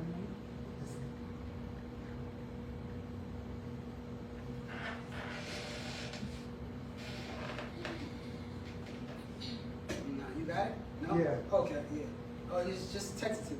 Yeah, that'd be easy. You see me, right? So, when we had that meeting with the younger generation, I can stop looking at the movie. I'm going to walk over there. Well, I don't know if I can airdrop it this one. Yeah. Oh, I don't know. all right. That's Hey, bro. We ain't even doing that. It's right there. Do what you got to do. All right. It's that paragraph that's highlighted. If that's the one, we'll read it first, but I think that talks about the different classes. What is that? That ain't it? When it says the highest hermaphrodites, then you got the oversex ones. Okay, that's the only one I got. Yeah. If you find it, I'm gonna need it. Oh, sorry. No, you know what I mean? I'm gonna need that. Yeah, definitely. When it came out, I was so happy because we all must be running with the doctrine. We have to be calm when we get information, because for one, you have to make sure when you're giving information, you don't look crazy after you gave it. What I mean by that, just because you said it and you say it with confidence doesn't mean nothing if you can't explain it, right? If a person goes, women is first, sounds good, but what if I was a man and be like, what are you talking about? Men are first. Let me challenge you on that right now. What you mean? You got brothers out there that be like, we put the seed in. First of all, we the seed. Y'all the incubators. What are you talking about, y'all first? Without our seed, you won't exist. What you gonna do, sister? What you gonna say? You see what I'm saying? Oh, no, because you got XY chromosome. The reason I have XY chromosome is because I can make women and men. Can I come that way? I can say I can make women and men. I give an X when I want to make a daughter. I give a Y when I want to make a man. I'm the original being. Couldn't I say that? And if you can't come back with some information, you done for. They could put it online and do it in front of a bunch of people and say, just killed the Nawapian, talking that woman crap. You see what I'm saying? So you got to know what you're talking about and what you're saying. So that when you go out there and be challenged by it, because it's cool to talk amongst each other. We ain't going to challenge each other. We going to hear something like, yo, you got the new doctrine? Yeah, what happened? Yeah, we from planet Pluto. And we kicking it. Hype. Can you prove it? No, so don't talk about it. Wait for the master to give you something that connects with what he just said. Don't just go online and say it, because you can't explain it. Right? Isn't that smart? Isn't that wise? Don't go and say it until you can explain it. Some information the master give us is only for Sabians, but we don't realize it. It's just for us. Meaning, certain information is just for us. It's not for everybody. It may sound like, what do you mean? Certain information he give, especially if you can't explain it, is for us. Because we the only ones that's going to say, he gave us enough information for me to accept that right now. I'm going to wait to talk to him. But a newcomer ain't hearing that. A person who don't like you ain't hearing that. Your mom and father who's not Sabian ain't hearing that. You know what I'm saying? They not hearing that. They like, man, you just believe any crap. Because you worship that man. That's what they going to hit you with. Point blank. They used to do that to the Nation of Islam. All their ministers always go, and the Elijah Muhammad said, after a while people go, hold on, I know you don't know nothing, but what did Elijah Muhammad say today? They start playing games with you. So you got to start becoming students that also reflect as a master. That means when you talking, when you teaching, you're not teaching from a point of, Baba said, no, I'm teaching from a point of true understanding. I know what I'm talking about. Why? Because just like Baba's a Nitir or a Nithar, guess what? I am too. Just like he's 720, I'm striving to that. But because I'm a student of a master, when you encounter me as a mortal on this planet, Baba said, I'm the most, he said, in Islam, when you Allah, they call you, what, Allah? Right? Allah, right? Baba said, I'm Allah. You guys are Allahs. You know what I'm saying? Y'all the gods. He's the supreme being. Because he's supreme amongst beings, right? So he's the highest being, and we will be under him as students, but you're masters and gods and deities as well. You know what I'm saying? But you have to exemplify that. Don't just go out there saying stuff and you can't explain. And a lot of people do that all day and get smacked by people on social media because they can't explain something that they don't understand. You just can't take it because it just came off the press. Hold it in your bone and cage until you know what you're talking about. You know? And when you start doing that, you become like Baba. Baba said this thing where he said, I was so bad, they wouldn't come close to me with a 10-foot pole. Why? Because they know they was going to get smashed coming to him. We, as his students, supposed to be the same thing. People should see us on social media and say, nah, I ain't messing with Cafe. That nigga know too much. I ain't even trying to battle him. Yes, that's how I want it to be. Because you don't know more than me. I'm a son of a deity. Making me a deity. And Christians can say the same thing. Because there's a class, Barbara Gary said, because remember, once again, and I'm saying they can say the same thing if they study their books. If they study their books, they can say the same thing. A Christian may see me call myself Cafe to God and go, who the hell do you think he is calling himself a God? And I say, okay, let me ask you a question. Where is God? And they go, up there. But didn't, according to your Bible, he said, God blew the breath of life into man, and man became a living soul? So wouldn't that make the breath in you an aspect of God? And if it's an aspect of God, wouldn't that make you a God as well? Right? If my father is the king, and I'm the son, am I not heir to that throne? You know, so it's the same concept. Any other questions? Nothing online right now. Yes. Can you break down where the ego comes from? The ego is the self-arrogating aspect of the mind. Right? The ego is the self-arrogating aspect of the mind. Right? This is the concept within humans that makes them not want to be one with others. Because what? It asserts what? I-ness. Yeah. Right? It says it's all about me. That's it. You know what I'm saying? So this concept of the mind makes it hard for you to become one with others. Right? And until you uproot the ego, right, then you will get on a path of becoming one with others and not thinking you better for whatever reason. That's why Bible say this thing of no matter how much you speak, how nicely you speak the doctrine, how eloquently you speak the language, right? For some of us, we should have never came upon this doctrine, this information. Because people want to come here and do in half step. They half step with the doctrine. You know what I'm saying? And what I mean by that is the application part is not in motion. Every X amount of years, since I've been in the culture, I damn near didn't hear no letter where Baba just said, without him saying, love and unity is the key to my freedom. If a person keeps saying, tie your shoe, yo, tie your shoe, tie your shoe. Why do they keep saying it to you? Because every time they see you, your shoe is on top. So why would he keep saying love and unity to us? Because he knows that we don't have it for each other.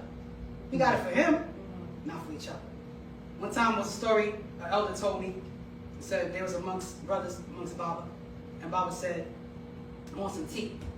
All the brothers broke their neck. Broke their neck to go get that tea. And Baba said, y'all should learn to do that for each other. See how y'all did that for me? Learn to do that for each other.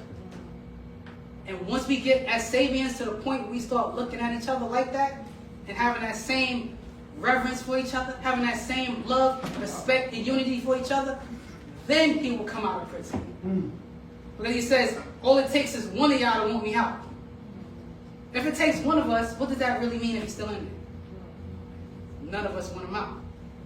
Because think about this. Our doctrine is built on similar concepts of other cultures, meaning there's always a hereafter concept in every religion, right? Well, in our culture, there's a hereafter concept too, right? So what is the whole concept of hereafter? Hereafter is this. Everything you do in the physical, because you're still physical, is going to render where you go when you transition. If you're a person who says, I'm a good person, but I slander, is that a good person? No, it's not. You're a fronter, but in the core of your being, you're not a good person. Because you can't get away from it. Do you know that you can stop slander by when someone comes to you with something, just simply say, did you talk to that person? Did you talk to that person? Why are you telling me? What's the purpose of telling me? Like, what's that going to do for us right now? It's going to help us grow? Did you talk to the source of that information? Or you just got it from somebody else? At the end of the day, it has nothing to do with me, so why are you telling me? If all of us was on it like that, slander will run away. Because it wouldn't have an ear to listen to it. Because a slanderer needs an ear. Right? And that's just one simple concept. So I said that to say this. What you do in the physical is going to determine where you go in the hereafter. And you have to get to the point where you start exemplifying this in the core of your being. One time I talked about the Mikasa, he said, in the core of them, he said the reason why the man especially is not accepted, he said in the core of his being, he's evil. The core. Don't make that become some of us, to be in the flesh of a Nagaru, and at the core of your being is evil. But nevertheless, when each of us transition, the core of your being is going to render what plane you're on. Because your core is going to say, you a lower dimensional being. So go lower in planes. And you're going to stay there until you learn to scale the plane. You know what I'm saying? And then some of us, when we transition, we're going straight to the 9th plane. Because we really are good people. You know what I'm saying? Some of us. So we have to really set our minds to that point where we say we're trying to do the right thing and actually do it. We got a concept that Baba gave us, walk into the light of the sun, as if what? All can see you at all times. Right? Now, my brother gave some real good knowledge last week. Can all see you at all times? No. Hold up. Stop it. I like that. Say that out. No. She said no. Okay. What's our affirmation? I am in the love of all. All is I am. It's all everywhere. Well, of course, all of that. Can all see you at all times. Well, in that aspect, yes. That's the...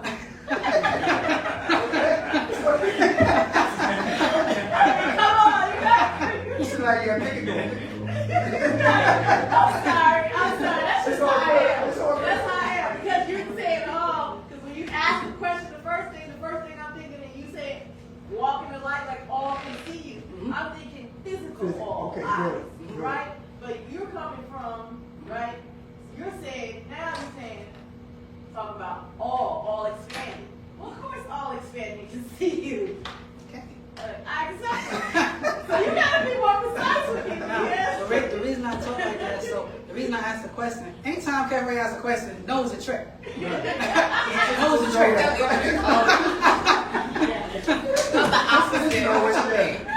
Do the opposite. Right. Can all see you all the time? I know I just say, I said, can all see you all the time? He's supposed to say, I know he want me to say it. You know what? I'm going to say it with you. Right. I'm kidding. So how do you, going back to the ego part, right? How does somebody, right? We're not talking about our tribe, this is because we're online right now. Right. How does somebody, based off of the knowledge that we know, how do you guide somebody in reeling in their ego so it won't be out of control? According to I'm sorry. Because sometimes they're so in their ego that they don't even think they're out of control. They think they're right. You know what I'm saying? You get what I'm coming from? Nah, yeah. That the ego is so out of control. So how do somebody who like recognize at some point, like, you know what, my ego is tripping. I was tripping. So how do you, what guide can you give them out there to help somebody reel in their ego? You need to get rid of it. You can't, well, okay. Go ahead. Don't say what you're about to say. I'm gonna quote the mom book. Don't pull it out. I'm gonna quote the mom book. You can eradicate the ego. Okay, so quote it. I want to hear. I am asking you, guide the person to get rid of the ego. One thing the master taught in the mom book is that only when a person acknowledges their faults is the only way that they will be able to change. Well, So if a person Right. acknowledges that Right. they utilize their ego more than anything Right. and says, look, I want to change this, only at that point can they change and grow. Okay. But if they don't know, because some people utilize their ego aggressively, they don't know. right. You know what I'm saying? Right. And they just do it. Right. Because remember, how does the mind work? It works off of habits. That's The right. reason why people eat bad food is not because they love the food, it's because of the habit of the mind. Yeah. They've been eating it for so long, it became habitual. Yeah. And if something become habitual, it's the hardest thing to break. Yeah. To break it, you have to become a person to say, I gotta discipline myself. Yeah. With the ego, a person will have to discipline themselves to check themselves. That means they gotta become a person to do it, because someone outside of you is not always gonna do it. And it could be annoying for somebody else to try to check your ego. And for you too. What if a person every time you do, yo, that's your ego. Eventually you're like, I gotta get away from this. Because they checking you every time, you're like, yo, I can't be around this guy. Right. So really, it's a self-help type of thing. You have to acknowledge that you have your ego tripping, or you have you indulge in the ego too much, where you always want to separate yourself, or always looking for the wrong and stuff. And when you see that, then only then can you move towards doing the right thing for yourself. All right. And of course, how you do it? Meditation. You could do certain exercise. You could train yourself with things that seem like it doesn't interconnect, but it does. For instance, speaking. You could put yourself on a fast of speaking, right? And guess what? We taught the opportune time to speak is the time that you don't speak. That means the moment that you really want to say something, don't say nothing.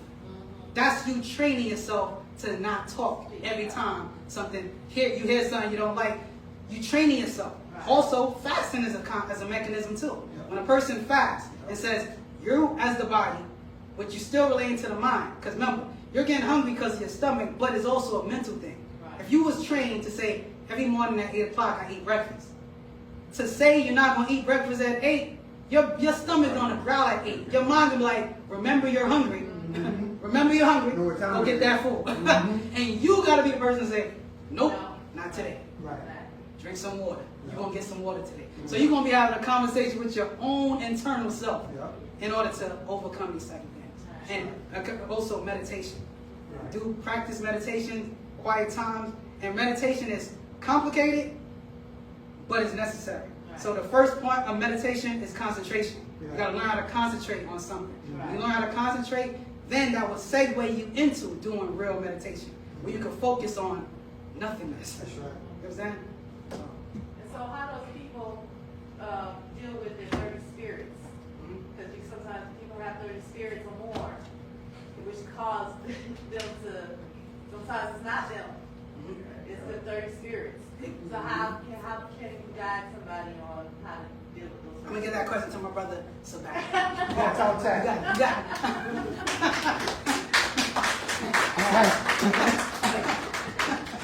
it. All back, y'all. You doing good? Everybody all right?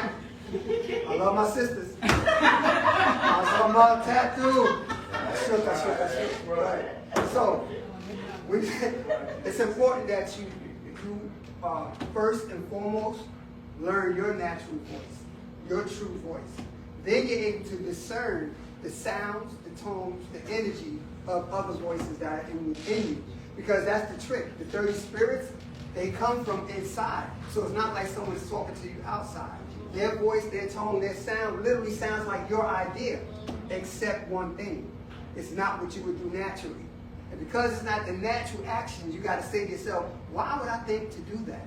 Or why would I think to indulge in that? So now, the mind doesn't like to be watched, but it watches you. So what happens is, when you hear those other tones, those other sounds, those other voices from the 30, start labeling them as best you can. The one that wants you to be aggressive, name that one aggressive. The one that just wants to be sneaky, name that one sneaky. If you don't want to give them names, break it down. Give them colors. So when you hear that tone, that sound, that vibration, identifying it as not yours, you can refute the suggestion about the $10. If that's not you, don't steal it. If it is you, take your chances. But so that's what happens. When it comes to the 30 spirits, first you want to bind them to you because you're on the right path. As we develop and evolve in our doctrine, they even know that. So some will come to assist you, the benevolent ones, and they're the ones that agree with the agreeable thoughts that you have. Then you have the malevolent ones who say, I don't like the fact that she's so damn pleasant. Talk about so-and-so. Why? It'll make you feel good. Why? Because you're doing something that they're not. So they're putting you in the judge seat. If you normally don't think that way about people, catch it. Catch it as what you think is your thought and say, that's not who? Me. That's not my thought. That's not mine. Sit back, auntie. I know she's doing the nerve. I got this. That's how you bind them. And eventually all of the negative ones or the malevolent ones lose their grip on what you do. They may still come, but they don't affect the conduct. They don't start the car or the key for the emotional energy that you expend. You be like, I'm good. I don't want to do that. And after a while, they stop coming. Why? Because you don't listen no more. So that's how you actually bind them to you. All right? Two of them moved out. So how do you deal with me, myself, and I? Okay. So me, myself, and I is what? Is that really the Trinity? Or is it you claiming all aspects of you? So when you say that, what about the me, myself, and I? You have to think at it like this. Is it me that I? No, it's three parts when you say me. That's what everybody sees. The myself is what I present to everybody, or the way I see myself. The I is who you truly are. So when you learn to categorize those aspects of your conduct and the appearance that you give to others, you condense them all and do the I. Now the I, like my Zamal was saying, I with ego becomes I-ness. I with Ashur, or spiritual development, becomes I-less. And the more less you think about me being or I being so different from everybody else, you blend back into the all oversoul or the all mind. So when you say me, myself, and I, you're talking about three different versions, but only one of them is the real one. The other two are delusions and illusions. Like I was saying, me, that's how I want the world to, no, that's how people see me. You hear it? That's how outsiders see me. Myself is, this is how I present myself to the outsiders. And then you have the I that's watching both of them two and go, that ain't you. So I'm going to need you to cut that out. And you know when I comes? When there's only you by yourself. There's no one that you had to be a representative for. There's no one watching you to say that's how you are. But it's only the I. And that I usually reviews your whole day. That's when you by yourself say, dang, I really didn't have to, I shouldn't have really said that to that person. Or I should have said that to that person. But because I wanted my representative to have wings today, I didn't say it. So tomorrow, they're going to put more pressure on you because now you're soft. You didn't stand up for the I. You have to let the I come to the forefront. And then I know what you say? When the I starts being the dominant part of you, this is who I am. That's it. You're not talking about I'm real. I'm a real one. That's the real. No, this is who I am. This is how I am. This is what I am. This is why I am. And because we're together in this room, this is where I am. What's your fault? Love my little tax? Any other questions?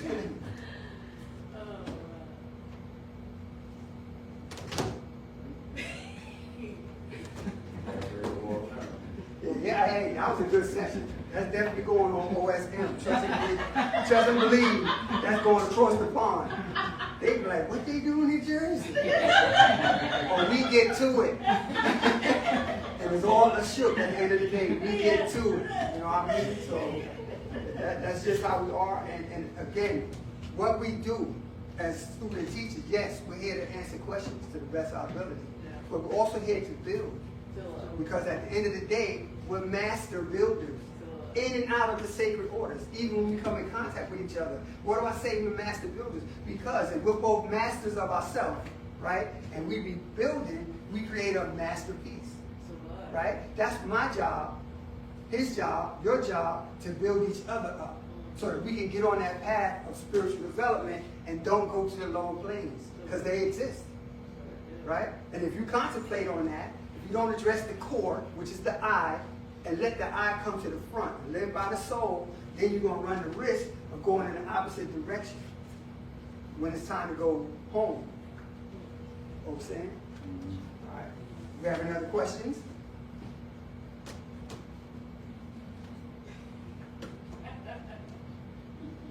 I'm looking at y'all basically. I know. Because I was like, yo, the third row? They playing with magic.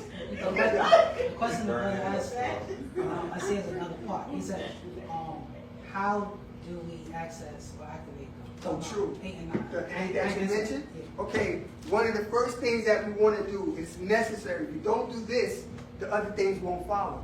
So when we talk about those two highest seats that are not so much physical, they are like higher.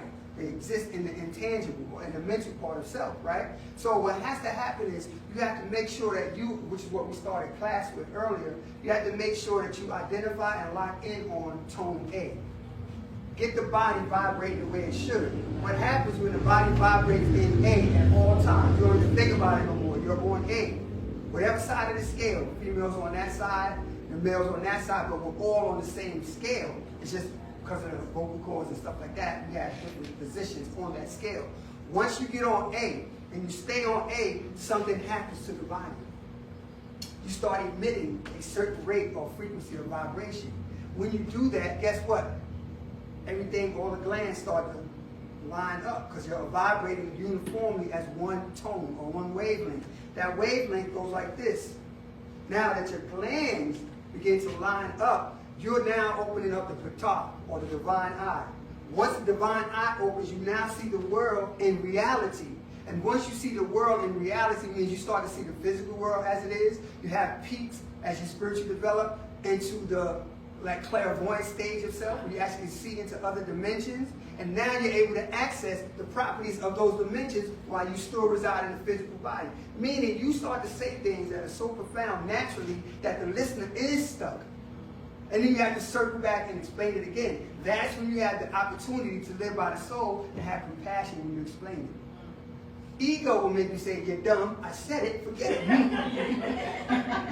There is the difference.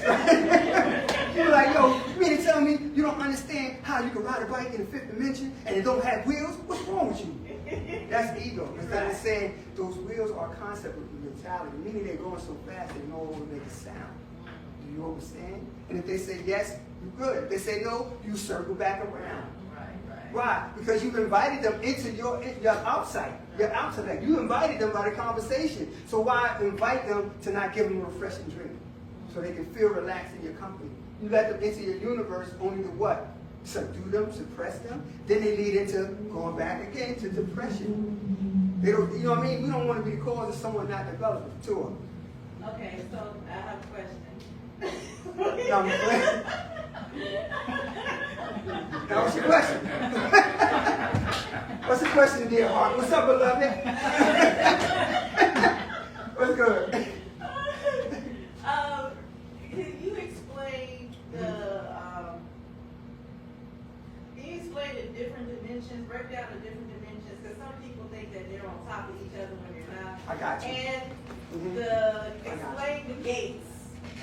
Okay. There was an update a while back, a few years ago, about BABAH was talking about how the gates had changed when people pass on. Death gates? Yeah. Oh, okay. And how sometimes the extraterrestrials, you have to be careful I got you. extraterrestrials even get caught up in those gates. They do. So yeah, you just explain that. Yeah, if anyone has the man from Planet Risk, remember they were doing the Philadelphia experiment, and they tore the fabric of time and space, and they created a vortex, wormhole for some people, but a vortex. In that vortex was trapped years, 40 years to be exact. So remember, in time and space, we have a vortex. 40 years is calculated on Earth, but in that vortex was beings that were coming back and forth, and they got trapped in that vortex, and they were snatching people. See what I'm saying? So sometimes those extraterrestrials, they get trapped too because the natural fabric of time and space was disrupted by the experiment. So they were going somewhere else and got pulled into that. I'm going to read the vortex that explains how when we're going back home, those extraterrestrials are in these side doors, these different beings. We call them doors, but I'm trying to let y'all visualize the journey. You're going through something, and there's side doors. The same way we walk through life physically, and we're on a path, and we're in spiritual development, and one of our friends or associates or somebody that we like have a side door, and they pull us over to the side, and when you stop to entertain them, you miss your journey. So, Go ahead. Just to clarify what you're saying. Sure. It's like because in my mind I'm thinking of like a tunnel. And in that Yes, tunnel, picture a tunnel. And the tunnel is moving. Yes. And as long as you're moving to get you have your eye on a destination, then Facts. a door opens up or another tunnel opens up and somebody you know from that tunnel Right. from a long time ago, hey, How you doing? Hey girl, what's up? Oh, so then all of a sudden like, oh, hey, well, I gotta go. Yeah. It's like that, So, correct? yeah, the way it goes is they're going to be beings, some that look human, some that don't, and they want to pull you into that door because they want to trap you because they've been there longer than you, so they know your etheric potency. They want to feed off of that, and as long as they can drain you in those side doors, you'll never go where you're going. But as the Master Teacher BABAH said, when you're going through that vortex, it's not that you're just free falling; you're gently being pulled by the first of your DNA or a master. So while they're gently pulling you, go with the pull. Don't decide on your own where you're going to stop. The master's pulling because you can get trapped there too. And then a master has to come get you. Or one of your relatives, Nasabu, who knows the route, has to come get you. Or us here now, are the saviors of those who may be trapped along our line, and we get them away. The 30 spirits, we bind them to us, we're pulling them out the side door. You know what I mean? Yeah. All right, so what was the first part of your question was? That was about the gates. Right, the death gate, Death gates. gate, Okay, right. yeah, hold on, I want to read that, if I can find it right quick. Okay, reading now, what was I reading? No, that's not the one, okay. 1989. Okay, so I'm going to read the vortex, and then I'm going to read Papa Log, which is called the message. In the message, Bob was talking about the 9 gates of what they call in death, but because that's the word, no die. Yeah. But in that, he was saying that how when we leave Earth's plane, you have these 9 gates that you have to go through, and they're actually swirling. At their own, each plane has their own rate of mutation or spinning, right? All beings on Earth, we can have separate spinning, but the mutation rate, the physical plane, is uniform for all of us. Right? The difference are how fast your genes are can affect your complexion. How wide your nose, how much air you get to oxygen can affect your thinking. That makes us different in that aspect. But everybody physical has the same mutation rate. How do we know? If I was on Earth and I had a different mutation rate than you, I would flip off. Why would gravity not affect me if I had the same mutation rate? Anybody on the planet that has a different mutation rate, get the spin rate, that's personal, that's atoms and all of that. But the mutational rate means the gravitational pull is uniform for everybody on the planet. If I was faster, I would shoot off. If you walk down the street and somebody just shoot off and something happened to the mutation rate, they're not coming back. So on each plane you have a set mutation rate, and at that rate is how fast the door moves. So like you say, you're able to meditate, and you came through this door, and you went to the next dimension, but you're thinking in terms of the speed of light, which we went over earlier. On the next plane, the speed of light doesn't affect it because there's no light. So if you try to run from one of them, i.e. in a dream, you can't get away because you're 9 steps slower because the mind slows down as it perceives the speed of light, which doesn't affect the beings there. So the door don't either. The door is here when I step through. The minute I took 2 steps, the door is here. I took 4 steps, the door is here. I don't like what I see here because they scare me. I go to turn to look for the door and it's gone. Same thing what happened at Death Gate, those 99 glints. And some of us are stuck on what he said in 1984.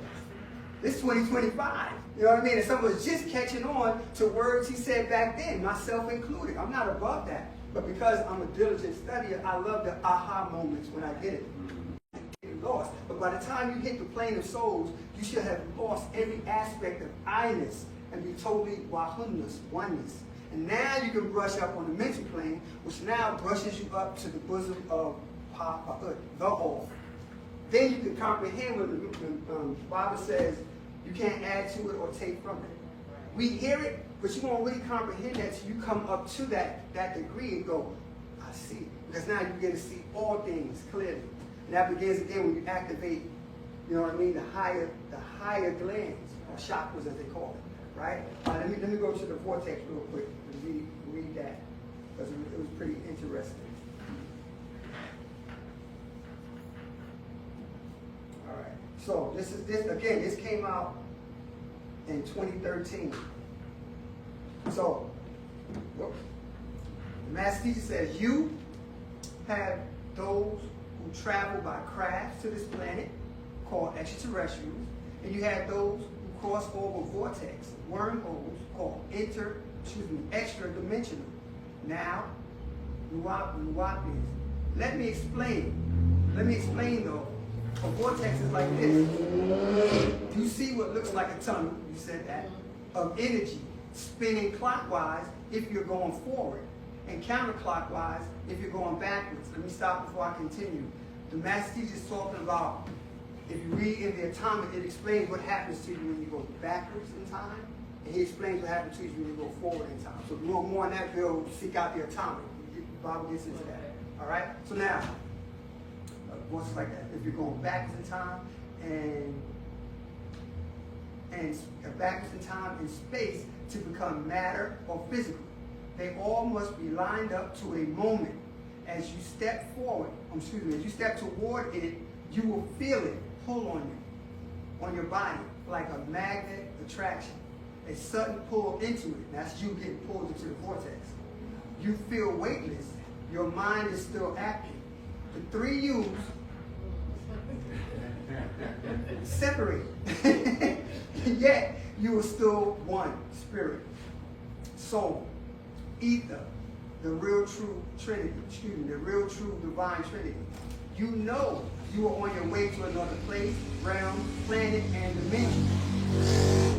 It's a shift. You are not in control unless you are a master of both 360 physical realms and 360 spiritual world, or you have been transformed. What is the doctrine supposed to do for us? Transform us. Right? In the back of the Cycle of Life and Death, Mazamal Caffrey, we read it regularly. Your etheric, right? You know what I'm saying? The etheric you is a perfect being. And at the bottom he says, the Master says, you must become a master of 360, both physical and spiritual, making yourself a 720 being, a deity, like me. That's what Caffrey is talking about. Now, that's all of us though. It ain't exclusive to him or myself. What's that? Oh. That. Thank you. There's an update on that. Bet, I got you. Again, when we have that meeting with the younger people, Caffrey got to come. He does it privately. He doesn't, that's cool. I appreciate that. All right, so now, you feel a sudden pull into it. You feel weightless, and your mind is still active. The three U's separate, yet you're still one spirit, soul, ether, the real, true, divine Trinity. You know you're on your way to another place, realm, planet, and dimension. It's a shift. You are not in control unless you are master of both 360 physical, 360 spiritual, or you have been transformed. The tunnel looks like a spiral, Zamat has said that, with an effect much like a tube, and it moves and wobbles and turns as you float inside of it. It twists and turns on each side, top and bottom, and you see where lines of light energy meet and cross each other and are gateways. So in those lines where they're crossing, those are actually gateways. But you have to know Which one is exactly. If you're not a master, if you haven't been transformed, don't fight it. Just be gently forward. Because someone's on the other side pulling you directly to them. Right? Okay. Now, here's the good part. Each of different states of being, and you at some point see what looks like a doorway or a being, not human, looking at you. Some reach out to grab you and pull you their way. Don't go. Whatever you feel, don't entertain them. Look away. Be welcoming to the force that's pulling you. You will see along the way who is pulling you, a relative or a master. You will know that this is your gateway. No, you will not travel to the end of the wormhole and out the other side. You will only go as far as your family energy allowed by your DNA. At your gateway, you will meet someone, not somebody. So you automatically know you're not going to the physical. Exactly, y'all. If your Oh, if not ready to stay, you will be returned or awakened. The tunnel will open for you, and you come back to this realm where you came from, even if it's on the street after a car accident or a gunshot in war. Whenever, in a hospital, you breathe a deep breath of oxygen and wait for just a moment, then you come back conscious. Again, yet in the same realm. You're never the same after that. For it is the same as changing your mind that alters time's flow. Many beings or people don't have the energy, so they get lost in space. That's what I'm talking about. If you're not able to, you'll get lost. So it says others lost their souls, so they're trapped, held by a flat etheric cord in limbo. And hell is a form of abandonment who are nowhere. Souls who is nowhere. Okay, so it said who are nowhere. So souls who are nowhere at all, yet knows it can't move forward or go back to the body. When a person is lost, it's because of a glitch in their lives which affected hyperspace, their matrix number system of 0 and 1 or 0 to 1, or from nothingness to something. So when you're going through the vortex, you're more consciousness as opposed to a body. So now, right there it says you lose your way. You no longer can come back from nothingness to somethingness, which would be the physical body. To a mukdal. Could you explain that a little? Hell is a form of abandonment? Right, because of the religious indoctrination, we think hell, when you go to hell, all is lost. No one can help you. The most traumatic experience you ever had in life, you're going to repeat for all eternity. Right? So that's what that means. You feel abandoned. By who? Your God. Because you was praying to him your whole life. Whatever his name was. Jehovah, Allah, Jesus, his pops, the uncle, all of that. You were talking to them, yet you ended up in hell. Right? Now some people think that I can live a nefarious life, I can do whatever I want, and right before I kick the bucket, I'll say I'm sorry, and God's like, I got you, yo. He got you, all right? You're going to hell. Why? Because you were taught that. So that's what he means. When you end up like that, let's say you go to a new neighborhood with your mans. Right? He saw a girl, I'll be right back, wait right here on the park bench. He leaves. He don't come back, but he got the car, the way home. You don't got no money. You don't know the neighborhood. Do you feel lost or abandoned? Yeah. Now, while you're feeling lost and abandoned, sitting on that bench, here come 20 dudes that know you don't live there. Hell. I need y'all to think. Hell. Now imagine you there without a body. I'm conscious. I know I have a body, but I can't get back to it because I'm lost. Woo. Thank you. I didn't mean to scare y'all. No, it's not scary. It's heavy. Yeah, facts. I'm a bit concerned. Right, just a bit. I fear you some more that, but the point is, that's how we can end up literally if we don't learn what we need to learn on this side of hydrogen. That's why the doctrine is serious, not from serious. It is serious. We have to take it like that, as if our life depended on it, because it does. Not just this life, but the life after life. Hence the uncle. Right? All right. So let's continue. So nothingness to something. Some is blank. That remember we talked about the glitch? It's blank, erased. So time does not know where to send them. They're lost in space, time, and matter. Being no time exists for them, they're in a state of now forever. Now all the energy in their existence you leave or fades away as a battery does. If lucky, higher intelligence, they feel a higher being reach out to them and recharge the being and put them back on Sarat, filament, pad, or ether cord. On their way, much time could have passed, or moments, or for a second, or other beings can take them. Yeah. These are spectator beings, or ETs, who are demons, who pull them into a side vortex. There are many people floating around lost whenever, wherever, however, why ever, because the lives they live So because of the lives they live. So you need your ancestors to guide you through, or you can be taken and lost in space. Many come back to this side not fully person. Stay in a coma state. Others only partially, so they wait, yet can't use their full bodies. Yet others don't come back. The doctor says, we don't know why. It is their sarah. The filament is flat like a straw. They are right there above the body, but can't get through.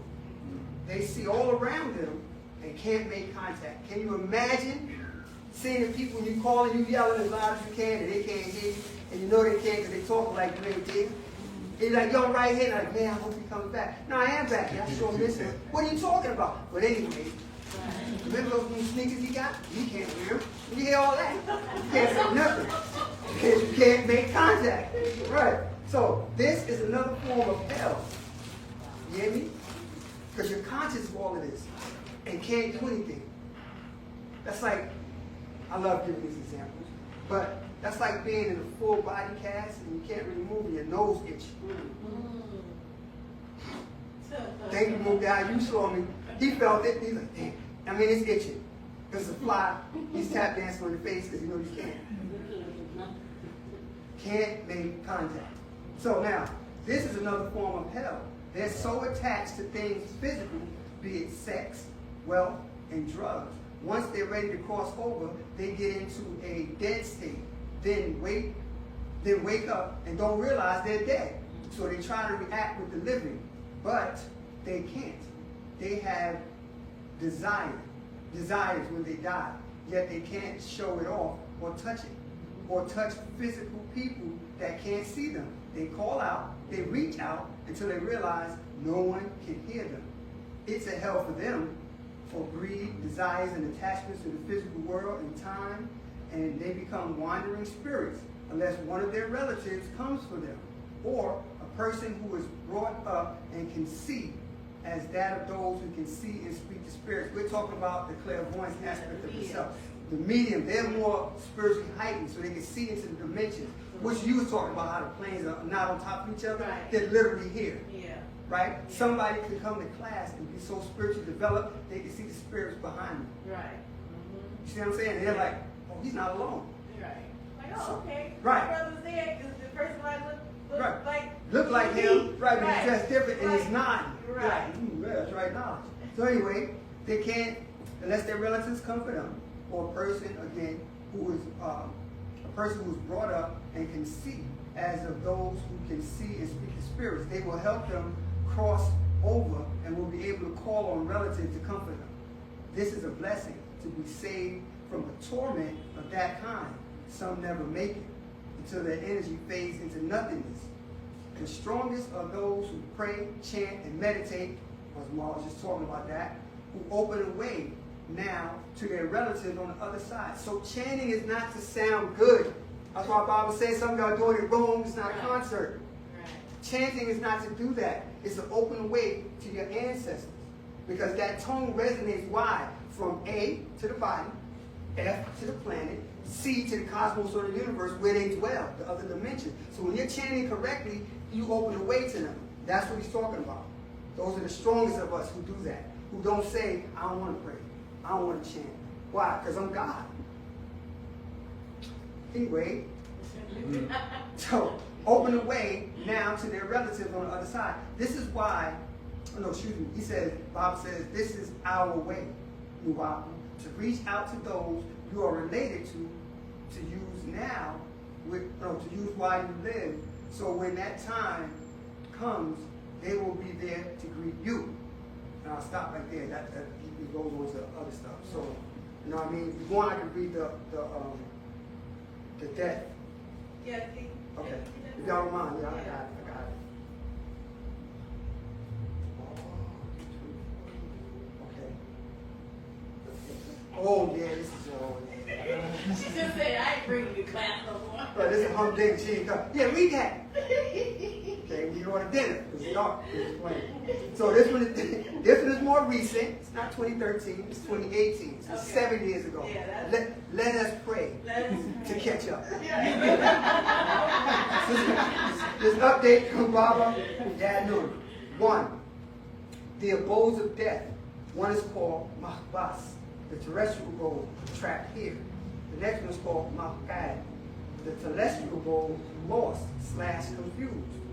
The next one is called Masian, celestial abode, heaven / taken. The next one is called Maklak, cyclical state of being, restless. These are the states of the spirit being in those whose body heat becomes cold, or what is called death. Warat, soul, is hot breath. Nafash, spirit, is cold breath. Mabas, a trapped spirit. Let me shrink that one. Okay, Mabas are trapped spirits that can't move onto higher states of being. Makad are confused spirits or souls that don't realize they're actually dead. Masian are raptured, taken by their ancestors and relatives to a higher state of being, souls. Maklak are restless spirits / soul. They reincarnate again and again until they reach one of the other states of being. Most of you are in a reincarnated life now, which is why you recognize some people or places that you never met or visited before. You create your own hell by you believing in religious doctrines on heaven and hell without confirmation. If you believe you're going to hell's fire, tormented for doing and acting while alive in a heated body, the power of your divine mind, like it does when you dream and have a nightmare. You create it and you suffer until you wake yourself from it. It was mortal men who wrote the books and scrolls of religious judgments, and those who read and accept these legends.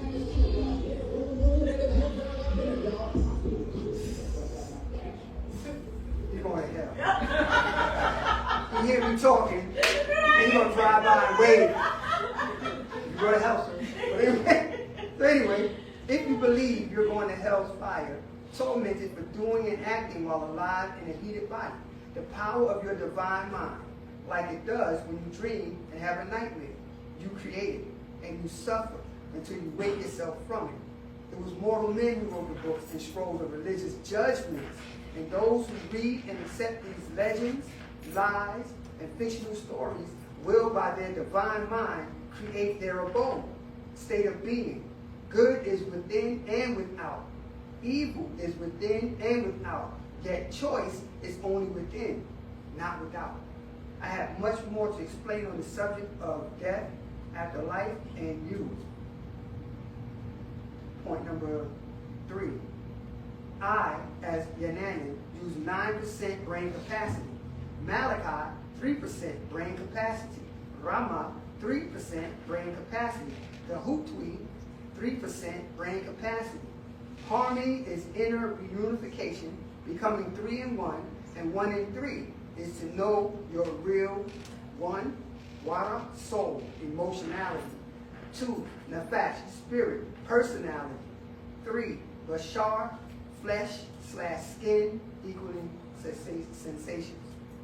Now, we're going into some baby realms now. Not us babies, baby. Yeah.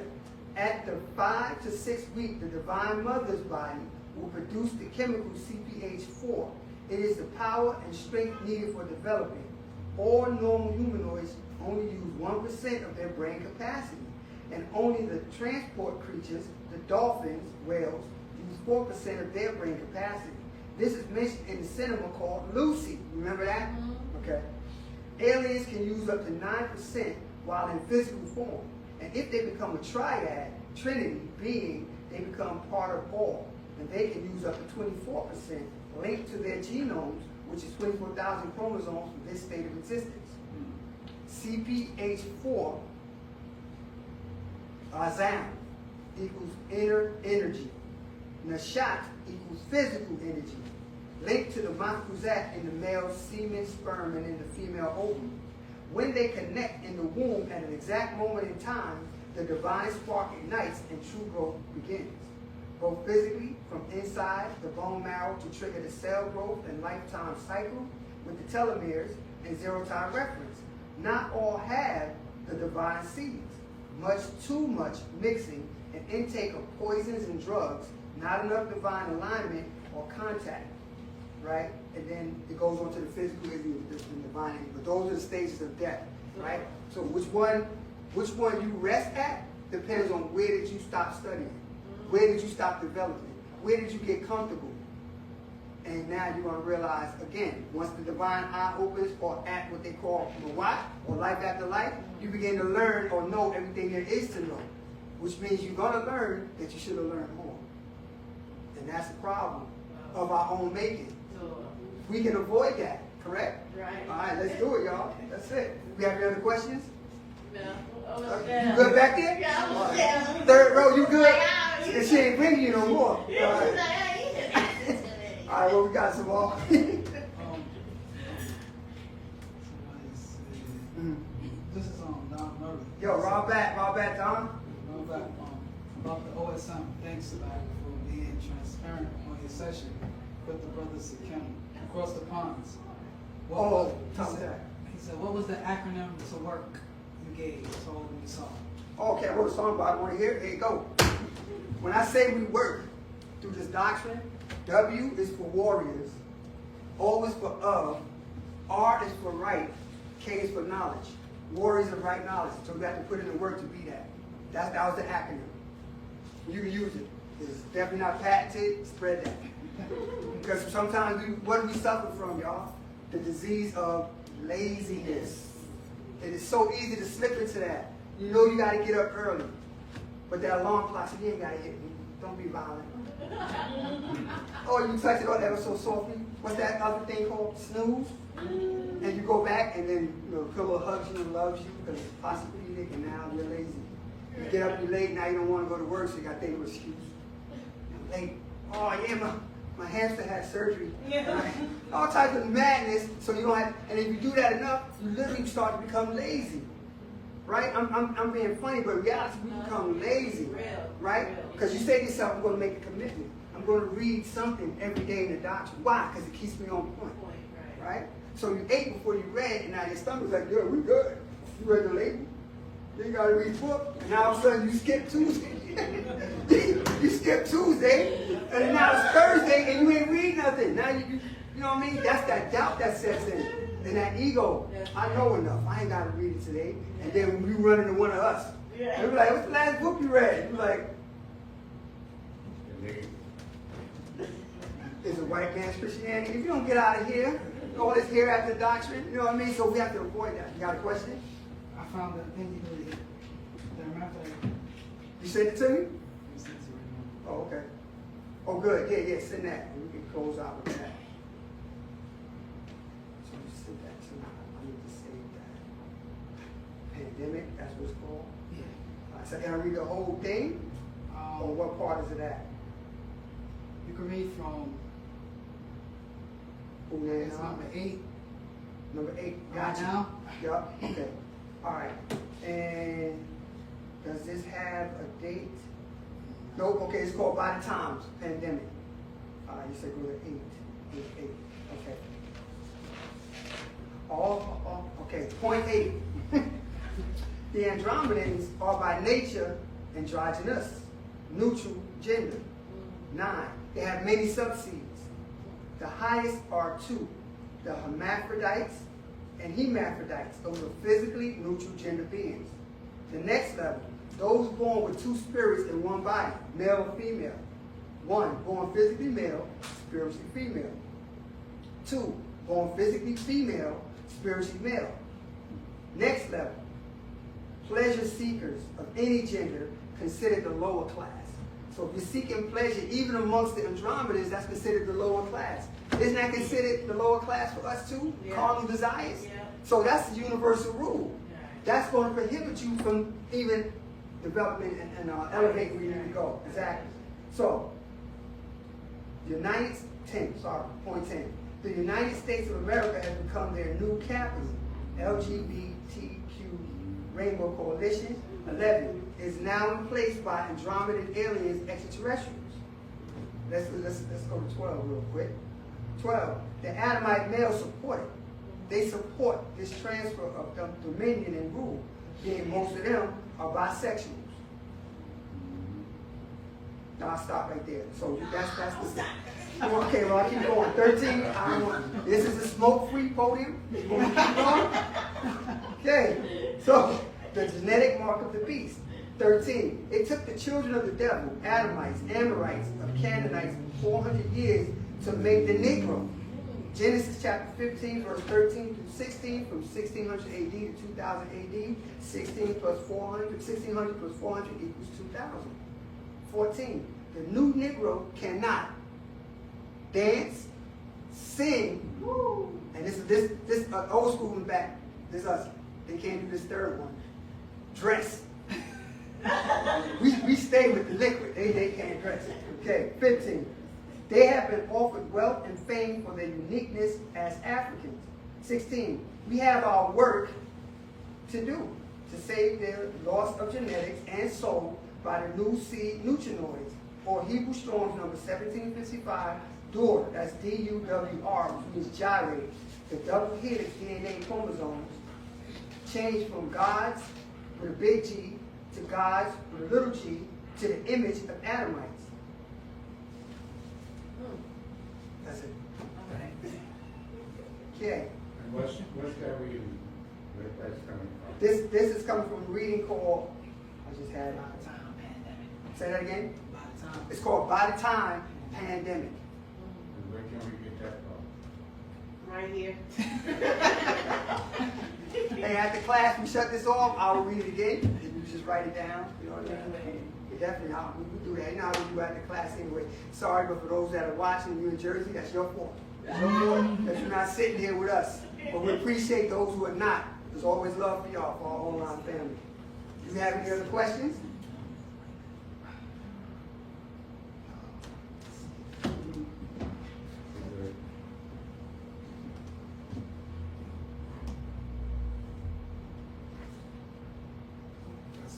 All right, so before we close, I want to read that passage that I started off with today, and then I want to send salutations to y'all as well as y'all. So just give us about 1 minute.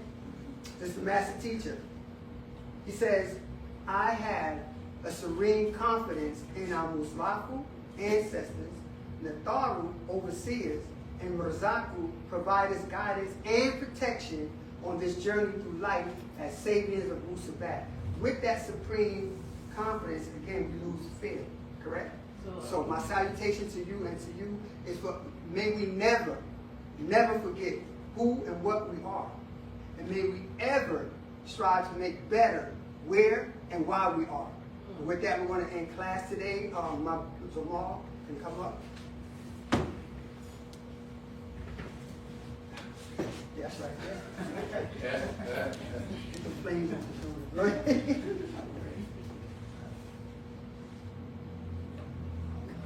Good class, sure.